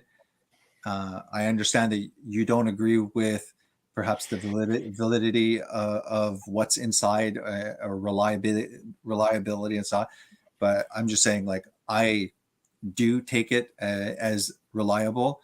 And I do agree with the validity of your evidence about Paul saying that vegans are weak. Because like, we can have other talks too and stuff. Like I don't have like I've learned to not have like that coercive like anxiety of trying to like I'm trying to sell you a car and stuff. I just want it to, as best possible, represent my faith and do it with. What about the truth? What about the truth? I mean, what if the truth took you away from your faith? Would you be capable of that? Well, I think I would, because I did 20 years of doing everything possible but it. At the same time, you know, like everyone absorbs the Bible, even if you don't want to. And everyone goes and kind of flips through once in a while. So, no, perhaps you may believe I've come to the wrong conclusion. You know, maybe you could think of totally, he was gobbled. I did 20 years, you know, and I did a lot of other spiritual paths and stuff like that. You know, the Bhagavad Gita, Kabbalah, Zohar, Krishnamurti, Eckhart Tolle, anything and everything. Because I was searching, I was hungry. There was that, you know, that void that I know that I was filling with worldly things, and I came to that conclusion that this is not sustainable. And then when God was put there, you know, then things started to move along. And I do feel that God was in my life prior to accepting Christ. I believe that God was around me, influencing me, but I personally do feel a difference, that it's like, oh, he was around, but now he's entered and stuff like that. Yes, that's a very subjective, personal. No, I'm not trying to convince you whether I know. I'm just trying, but I was just trying to add to what you said when you said he had to enter. Yeah. I'm a little bit. I've been researching demonology, and just so you know, two souls can't enter the same heart at the same time. And so any human being that ever existed possessed at least a soul, if not a higher vibrational version of the soul that we carry. So, but in demonology, you have to, of your own free will, ask a demon into your heart. And so when I realized what this meat eating, blood drinking thing was, it was 10 times harder to ask it back out. All right. But it's easy when you're vegan. It's a lot easier when you're vegan. Oh, that's good for you. All I can say is I did 20 years. It was an honest search. If you look at the amount of content that I put out, nobody would put that much effort into speaking about something that they, in a way, really did not believe. Are there a lot of gaps? Are there a lot of vague gray areas still that I have to research into? Yes.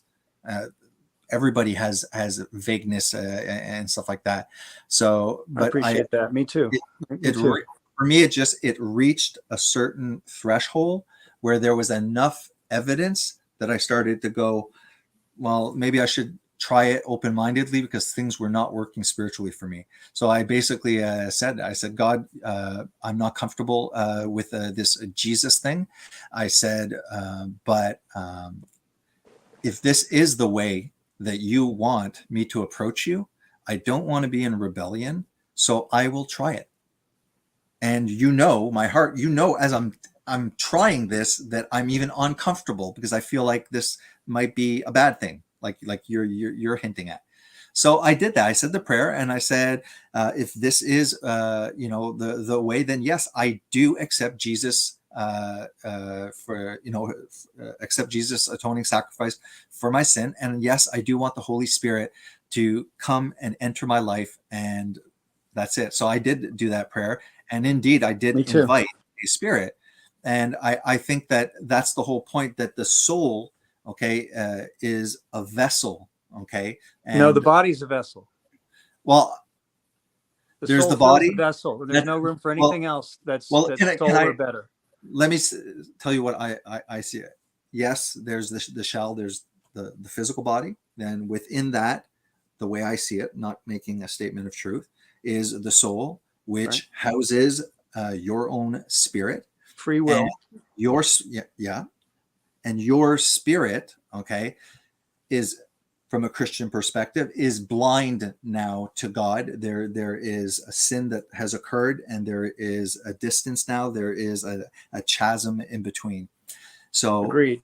You invite the Holy Spirit. And it is the Holy Spirit, the passages say, that is a witness and that testifies to the truth. And this is something that I experienced subjectively internally, and then read it. And it was like, wow, book's really opening up when things that are happening to me that I'm trying to perhaps, explain in my head using physical terms, and stuff like that. Like, no, I get it. I didn't mean to get you stuck on that. I just thought I wasn't sure if you misspoke that or what. But I might be deluded, but I just didn't want people to think that the soul's a China doll that other souls can come play in. That's not the way it works. No, for me, that's the danger. Is that it's the soul is this temple, is the housing unit. Your spirit, your personhood that makes you unique, me unique, is there. And then after, there is the Holy Spirit that I am asking to come and dwell within me in my temple, in the temple. Sure, but that's not Jesus, because Jesus was a third component of the Trinitarian concept. Right. He sends the Holy Spirit, but when it comes to essence, nature, and stuff like that, there's three different personhoods or minds that are involved, but they're all of the same essence, nature, and quality. So therefore, I can say that, the Spirit of Christ that dwells in me, that cries out, Abba, Father, because there's an important difference I find Trinitarians sometimes forget to mention, is we're going to be like sons of God. we're not going to be like God. We're not going to be the Father. Okay, Jesus has a son. Jesus has a father. They say God the Father, the Son of God, and the Holy Spirit. You ever notice people sometimes will say God the Father, God the Son, God the Holy Spirit? Well, that's not in Scripture. So I'm very careful to not squish everything and anything together. It says that we will be like Jesus. Therefore, we will be transformed into daughters, children of God with this nature that Jesus has, serving willingly with love his Father and having that loving father relationship. Correct. Correct. You know, so there's a lot of misunderstandings and stuff like that I definitely speak out of. Hell is another thing. There's Conditional Immortality by Edward Fudge and stuff like that. I was shocked when I was like, okay, so where is all of this Dante Inferno stuff? And it's amazing how you can have that and you're reading through it and you're seeing it. And this guy popped it up and he's like, no, it's conditional immortality. But that's for another time. Have you heard that reincarnation was part of the Christian infrastructure for the first 100 years of its existence until Justinian, a Roman emperor, in 553 CE, his wife, who was not a very respected woman, she was known as kind of a harlot of the town. She saw an opportunity to make herself above everyone else in deification by snipping their knowledge of their divinity, like a circumcision, spiritual circumcision, so that people wouldn't know that they existed before their parents invented the zygote that they then indwelled. They wanted to cut off the soul's knowledge of its pre-existence before its last birth cycle. And so in 553 CE, Justinian, and they hide it not under the word reincarnation, they hide it under Origenism, and they blame that on anyway. But that up until that point, statements like Jesus saying that John the Baptist was the reincarnation of Elijah was just part of the flow. There wasn't a religion that existed in the world that would have even thought to be the laughing stock of the other ones by suggesting that we're not reincarnated divine souls. That was base 101 spirituality. But this ever worsening invention that Paul started kept getting worse and worse, and they kept cutting off more and more knowledge. They burned a library down to make sure we didn't know any spiritual information that came before this indoctrination with the library at Alexandria, I believe. But it just goes on and on. But when we go back and we research this, we find out that the crucified person said not only does eating not eating the wrong foods lowers your ability to connect to your cloud storage of previous experiential data, and that your soul will be limited in its vision and in its ability to see far into its past by its choice of diet. So people that keep their third eye clean by not eating suffering and sacrifice and blood and those things, the nets of Belial, would be the people that could receive the word of God most effectively. And these people, according to the Christian religion, these were the base translators for the original church, were called the Sons of Light. And they were 100% clean. And that was no one confused what that meant until Paul and Peter did. And I would say that it was done absolutely as part of the tax money government subjugation matrix. Yeah, like I said, like I completely understand that.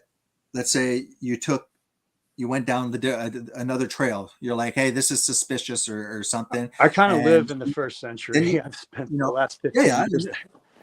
You've come. That's fine. To those kind of conclusions. Well, there is no conclusion. That would be camping out on the road. Here, it's a lot of hearsay.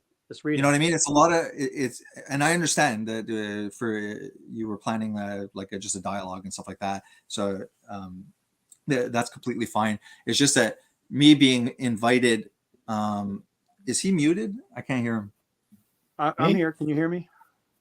Okay, yeah, sorry. I thought you were maybe muted or something. I don't think that I think that the Bible, the collection of the Bible, how it was canonized, I think that it's very reliable. So we definitely are completely opposite on that. I used the Bible as is to the question in relation to Christianity and is Christianity against veganism? For me, coming here, that's all that I really wanted to focus on, because we can go on very, very wide tangents. So I was going to say, like, I don't even want to get into like, well, now I have to prove that is actually what was written. No, which thing was in question? I'm sorry, I got confused. No, I'm just saying, like, for me as a Christian, right. But what thing did I said? Defended. Do you wish I could reference? Because maybe I can. I don't know what you weren't understanding. I mean, you trying to use things that you can easily access that are part of the Christian understanding, like the Sons of Light being the discerning group that can tell the difference between the lower and higher meaning of written pesher is not contested in Christianity. The Sons of Light, that was their purpose. And somehow it slowly dissolved out of modern Christian narrative. But anybody that goes back will find out that, and any bishop will tell you he's absolutely right. The Sons of Light were the only ones that could be trusted for the higher interpretation of Scripture. That's why that's why they were called what they were called. But at some point, and they were a splinter group of the Zadokite lineage. If you want to do any research onto the Zadokite splinter group, the Sons of Light, they were exiled by the governments of the time because they were trying to keep people righteous, and the governments weren't. They were bent on something else. And so we see that they never wrote anything down and produced it and mass published it because they knew it would be used for nefarious control. And that's exactly what ended up happening. And we find in the Dead Sea Scrolls that they just kind of stuffed this crap in caves to try to reach us later with it. But the Dead Sea Scrolls are very accurate about the diet and the reasons why the diet was the diet. And the Sons of Light were clear that Daniel was the one that had it right. And they go into great detail of the scrolls about why Daniel had it right. If you limit it to these things that you've brought up, kind of the things where I'm like, I'm not saying anything, but I'm questioning where's your evidence? Like cough something up for me and stuff like that. If you want to, like, if ever, like, do another talk about thunder and stuff like that, I'll go do my research too. I have not gotten into, okay, let's go to the earliest church fathers. Let's try and see what they were writing and kind of. But we can stick to Paul, and I wish we had, because then you wouldn't have been had any anxiety about it. But what you originally brought up about Paul was correct, but in context, brought into context, he wasn't just having that speech for people to listen to him like a crazy person.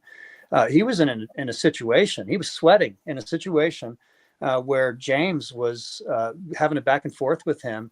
And the engagement was tense because Paul was trying to become the leader of a movement in the eyes of the Gentiles, but James was clearly the actual leader of that movement. And the Bible does everything it can to try to demonize his leadership role.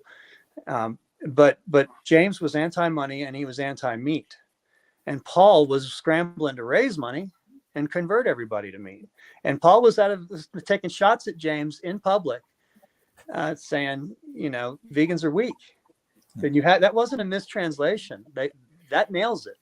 I mean, he was trying to say they were weak because he had an agenda that most of us don't alchemically understand. But Pythagoras did. Can you screen share again, Jeff? Sure. And we just hit the 2-hour mark. I'm going to, if you guys don't mind, we can wrap it up the panel. So look, all I'm saying is we can have a debate about what should be in the Bible, what shouldn't, and alternate truths about stuff and corruption, all that stuff. Okay, but I'm open. So what I'm saying is, I was just answering the simple question: is Christianity against veganism? Any Christian that Jeff that is telling you that you're going to hell for being a vegan, stuff like that, is not following what they should be following. They're being stupid. Okay, to put it bluntly. But it is very clear that it's not just in one phrase. I did put down multiple stuff on the PowerPoint. Here is Peter's vision again. Get up, Peter, kill and eat. And Peter really didn't want to, because he had always followed those customs for Levitical law. The voice spoke to him a second time, and it says, "Do not call anything impure that God has made clean." And then we don't have to pop this one up, but it says over here in 8, but not everyone possesses this knowledge. Some people are still so accustomed to idols that when they eat sacrificial food, they think of it as having been sacrificed to a small god, a little god. And since their conscience is weak, it is defiled. But food does not bring us near to God. We are no worse if we do eat, and we are no better if we do. And here again, this is Jesus. So we have Peter, and then here again, Jesus, says, there's nothing outside a person that by going into him can defile him, but the things that come out of a person are what defile him.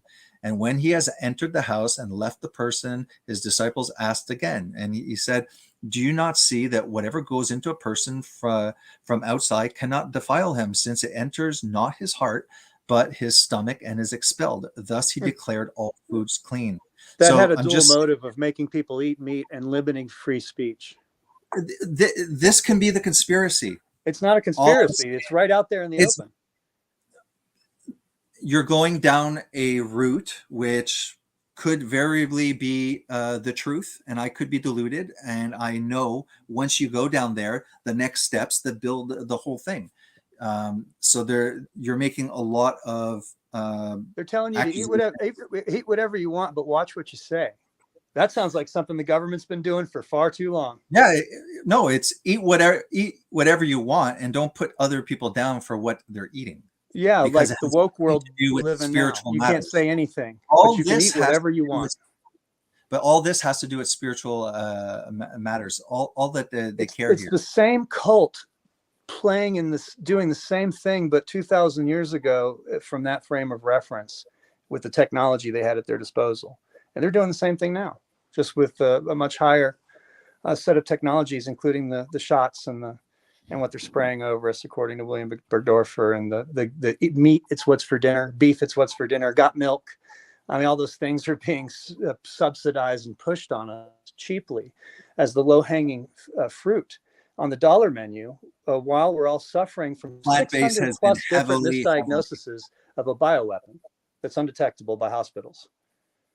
Hey, we got old man JD Garland here, back from the dead.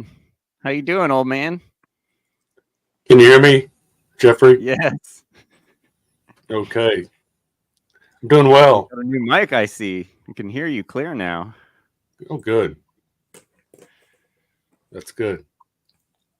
Do you have anything to add to this conversation? Nicholas had everything wrong on the farming. If that's an indication of how deep his research goes, I think that Be specific. Farming. Okay, well, farming and nutrition. You mean B12? B12, for instance. What specifically was I wrong about? Well, everything. We'll start with one thing. You said it was a bacteria. Yes, B12 is a bacteria. No, it is not. No, it is not. Okay. B12 is not a bacteria. It grows in the soil. B12 is. B12 comes in many different varieties, Nicholas. But it starts as a bacteria in the soil. Nicholas, not all bacteria produce B12, and the ones that do produce many different types of B12. Some of those B12, a couple of them, are bioactive in human beings. The kind that the bacteria produce in the ground, that's cyanocobalamin, which is not bioactive in human beings, and it is poorly converted. How am I still alive 8 years after not getting any proper B12? Nicholas, You're not B12, alive. B12 is not a bacteria. It is. Look it up. No, We it's can not. wait. I can can wait. I can wait. You're making an extraordinary claim that B12 is a bacteria. Okay, A you're gonna hang living your hat on creature. that. That's going to be a problem for you later when you watch this. When I watch what? When you watch yourself say that B12 isn't a bacteria. It's not a bacteria. It's produced by bacteria. Bacteria first. Okay, It's yes, not from an animal.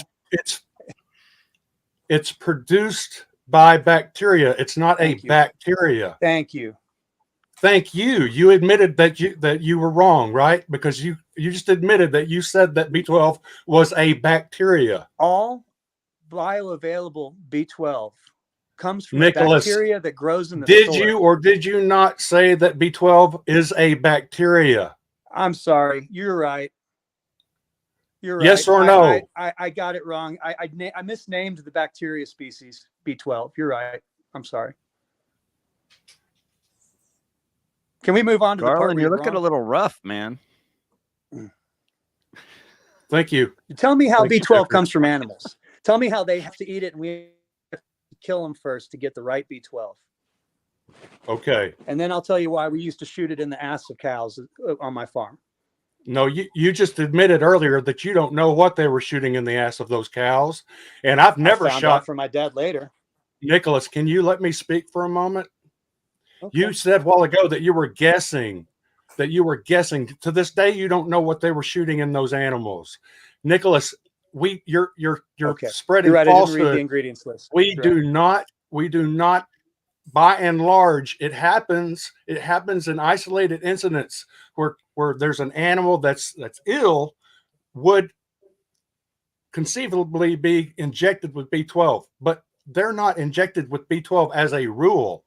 Arbitrarily as a rule, or you can't. No, put it they on are the not. market. No, they are not. Okay. That is not true. That is a false information that you're spreading. Okay. All right. You've heard that. You've Well, heard then that that'll be the somewhere worst else. mistake I've made You've all heard day. that.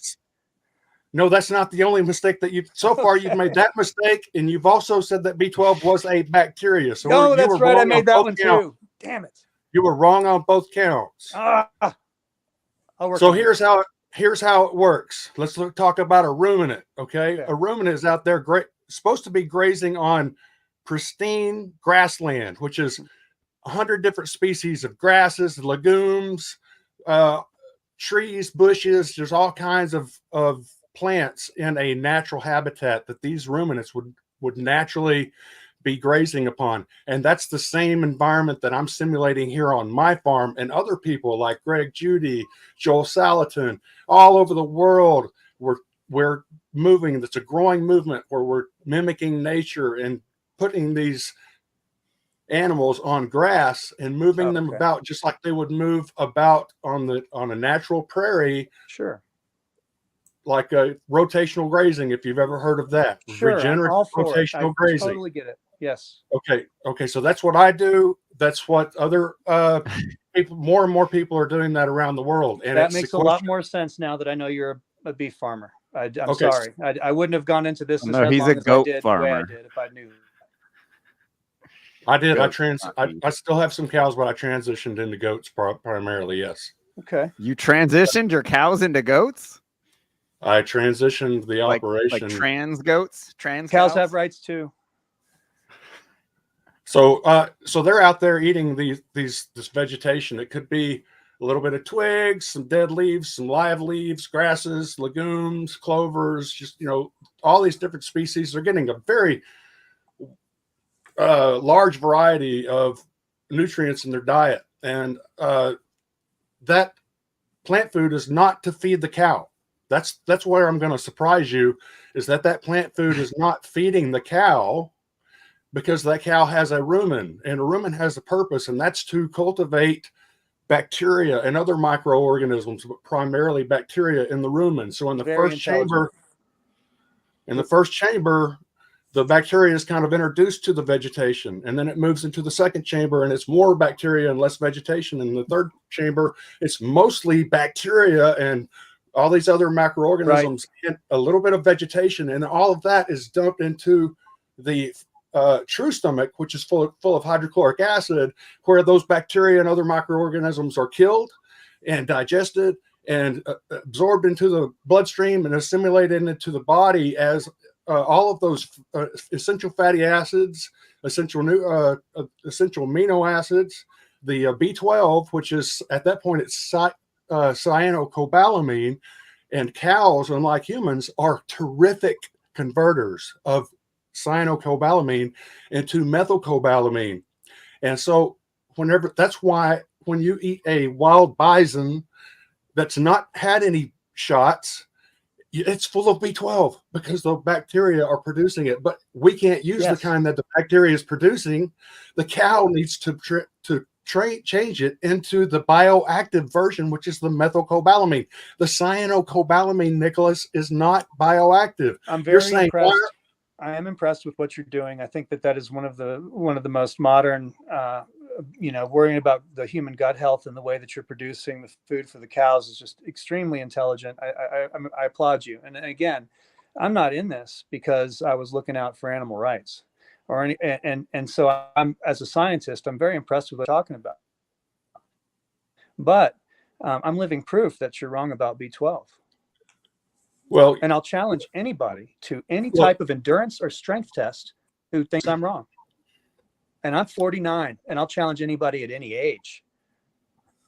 Well, that's great. I'm glad that you're out there fighting your fight, creating your anecdotal example. And you can influence as many people as you can with your anecdote. But most vegans will run into health problems within the first 2 years, and that's why there's such a high dropout rate. Absolutely. I almost died. You're right. I almost died because I didn't understand the need for saturated fats, cholesterols, amino acid profiles. But you guys check out, I meant to say this to you earlier, Jason. It's on Netflix. It's mainstream now. The Blue Zones. You got beef that's over 100. All these people that they go around. Those are observational studies, and there's all types of co-founding. Those studies are wrong. Because the guy who did it eats meat. He didn't want or expect. There are other factors that are present that have not been accounted for. Correlation is not causation. Correlation is not causation. Okay. Well, that's the same argument that's the same argument against luck. That there's things that it's just a derogatory term for things that we haven't accounted for yet. Nicholas, you're on the side of Monsanto. You're on the side of Bayer. You're on the side of DuPont. I hate Monsanto. They make poison for a living. Why would you even say that?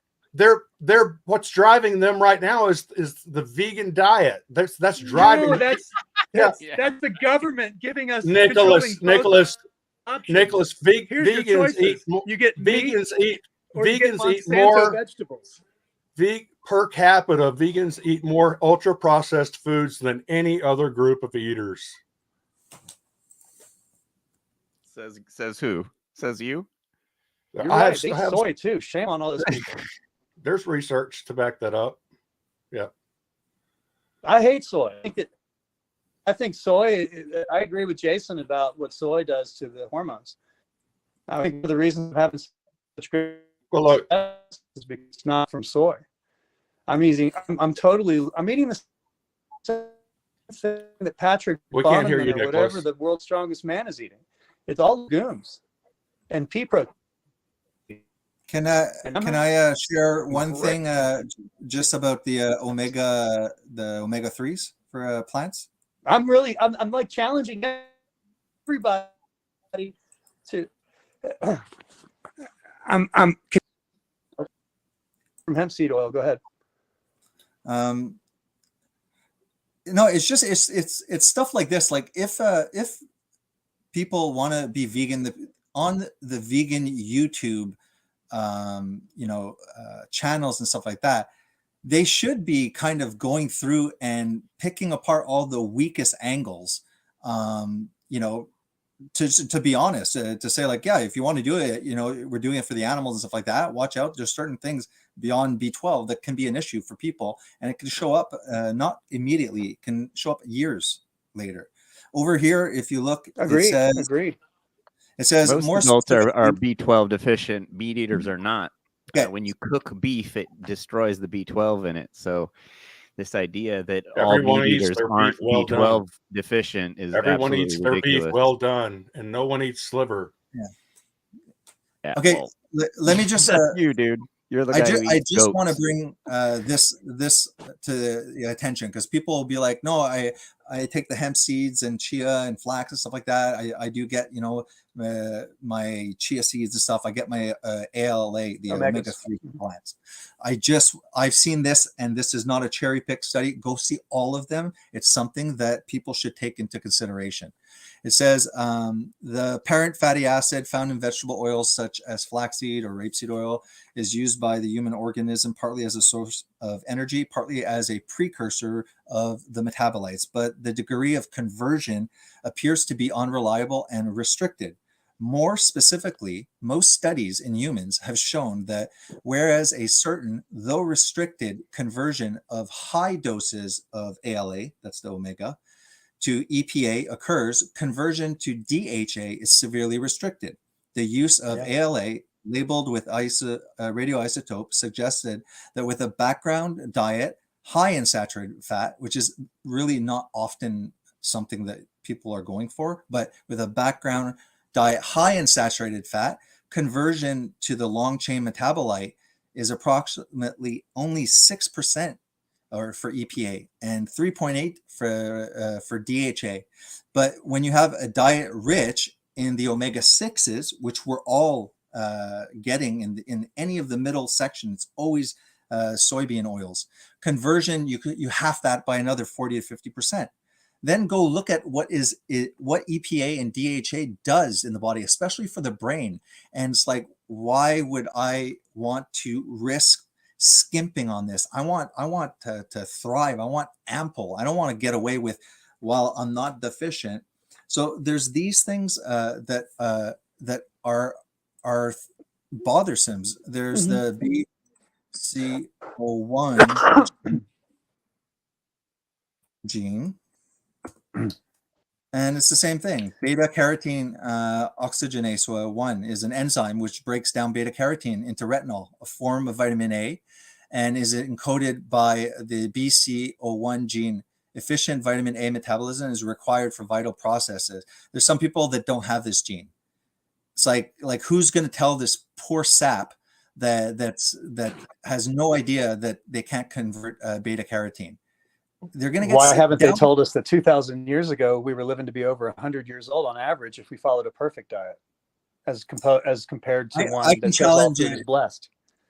I can challenge you with nutrition, physical degeneration, and there in anthropology is very clear what humans were and were not eating. Very clear. So I'm just saying that I didn't know. Josephus confirms what Schwarzenegger found in his Game Changers documentary about gladiators. These people were the strongest, baddest dudes on the planet, just like. And we're not supposed to know that, or why? Well, when Game Changers got out, obviously everyone was waiting. A lot of the vegan community was talking about it, and the anti-vegan community were talking about it. They did a lot of follow-ups on that, and I have not followed up. Are they still on a vegan diet? A lot of the people that are inside that documentary. It came out, but now where are they? Are they vegan? And how long had they been vegan when they became vegan for Game Changers? I missed the middle part of that. Would you go back about 30 seconds and repeat? Are you saying that adults can be vegan, but they can't when they're young? Like, what do you mean by how long? I'm saying he's trying to look at the documentary Game Changers to say most of those people are most definitely still vegan. What do you mean they're not vegan anymore? Is that what you're claiming? I said I haven't followed, but I am asking because I remember there were like follow-ups and stuff. How many of the people that are vegan in that documentary are still vegan? 100%. I'm asking. I'm not making 100%. Why are you asking us? Because I had heard that at the time they were vegan, and then by the time it aired, there's some that had already they were no longer vegan. Oh, they're talking don't know about if it's the true. Titans defense, the defensive the defense for the Tennessee Titans. I'm not sure. They did an experiment, and so it's not all most of them converted, but not all of them did. After the documentary, some of those football players went back to eating meat. Yeah. People have free will, and beating a demon that's been in your gut for that long is hard to do. It took me a long time to not like the smell of burning flesh and sacrifice. No comment. Now it smells like roadkill, and I don't worship that God anymore either. Understood. What else you got to say? As long as JD? it's clear You that look like you're seething. I think, yeah. Anyways, I think you've already mentioned it. For me, the importance was to come and to respond to the title about Christianity. If you acknowledge that, Christianity or the Bible as it is, it should not be condemning a person who wishes to follow a vegan diet. No, Okay, so if the Bible it tells you not to fight over food, then why do you and JD fight over food so much? For me, it's the only reason that I was talking about it was I think that there is a collusion and conspiracy to remove all the animal food one by one and to feed us a plant-based diet, and not only a plant-based diet, but a plant-based diet that is centralized pretty much by one or a very few large global. They would be scrapping all of their biological weapons programs in our gut bacteria if they did that. That's why they're selling us. Absolutely that's not why they're true. selling us bugs. And Absolutely not laboratory true. It would be ramping up their biological attack. It would be ramping up their biological attack, which is coming they've got from one for plants too.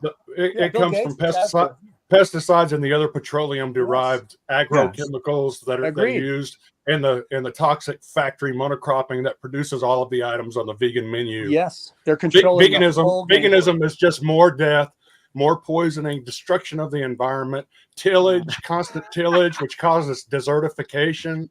No, this is just veganism is a corporate entity. You got to till everything to make your regenerative grazing. And you have to till everything. You have to kill everything to grow the vegan diet. Correct. They need. You don't have to kill everything. Your regenerative grazing. All you have to do when you could regeneratively graze is put the ruminants out there and make sure they move on. You're going to show us some more videos about wild boars, Garland? I could show you guys. How about wild black boars swan? are getting killed? How about koalas? You guys do know that Nicholas. You guys do know that I'm going to wish you well, buddy. Has our digestive system is a pig, right? Guys, I'm leaving. Monogastric. Later, monogastric. Let's organize another one with a better topic next time. Okay, wait. Nicholas, thank you for coming on, man. It was a pleasure meeting you. Jeff, thanks for having me on, man. I'm gonna leave it. Garland left. All right. See you, man. Later, Jason. Thanks for reaching out, Jeff. Bye-bye. Have a good one. Good to meet you. Garland rage quit, like usual. Wow. Well, we should hammer down a less vague. I don't say, but he evidently. We should hammer down a less vague debate topic next time. Something that you guys could get a little bit more deeper on. It seems like Jason just wanted to use the fact that I had a vague topic to every time we get out of the debate. Go ahead. Right. No, that's it. It's just I was trying to stay on target. I was trying to use the evidence that he respected, and it was just a bunch of wiggling, and I couldn't nail him down on anything, on any terms that he provided me with, and I was trying to be flexible, but you should come up with a new premise. Something. Obviously, I just thought of that one just because I don't even whatever. But you should come up with a new premise and I'll present it to him. Okay. Okay. Well, I've got some things I've got to get to. So good. Happy editing. All right, man. Please send me a copy. Cool. All right, man. Thank you. Thanks, man. Thanks. See ya. Yeah. Woo! Okay, so yeah. That was fun. If you guys have any debates you want moderated, there wasn't much moderation in this debate because it wasn't really a debate, more of a discussion. But if you guys have anyone you want to debate or have a debate you want to do that you want me to find a opponent on, and have a little bit more structured of a debate, let me know. Yeah. Uncle Shady out. Peace.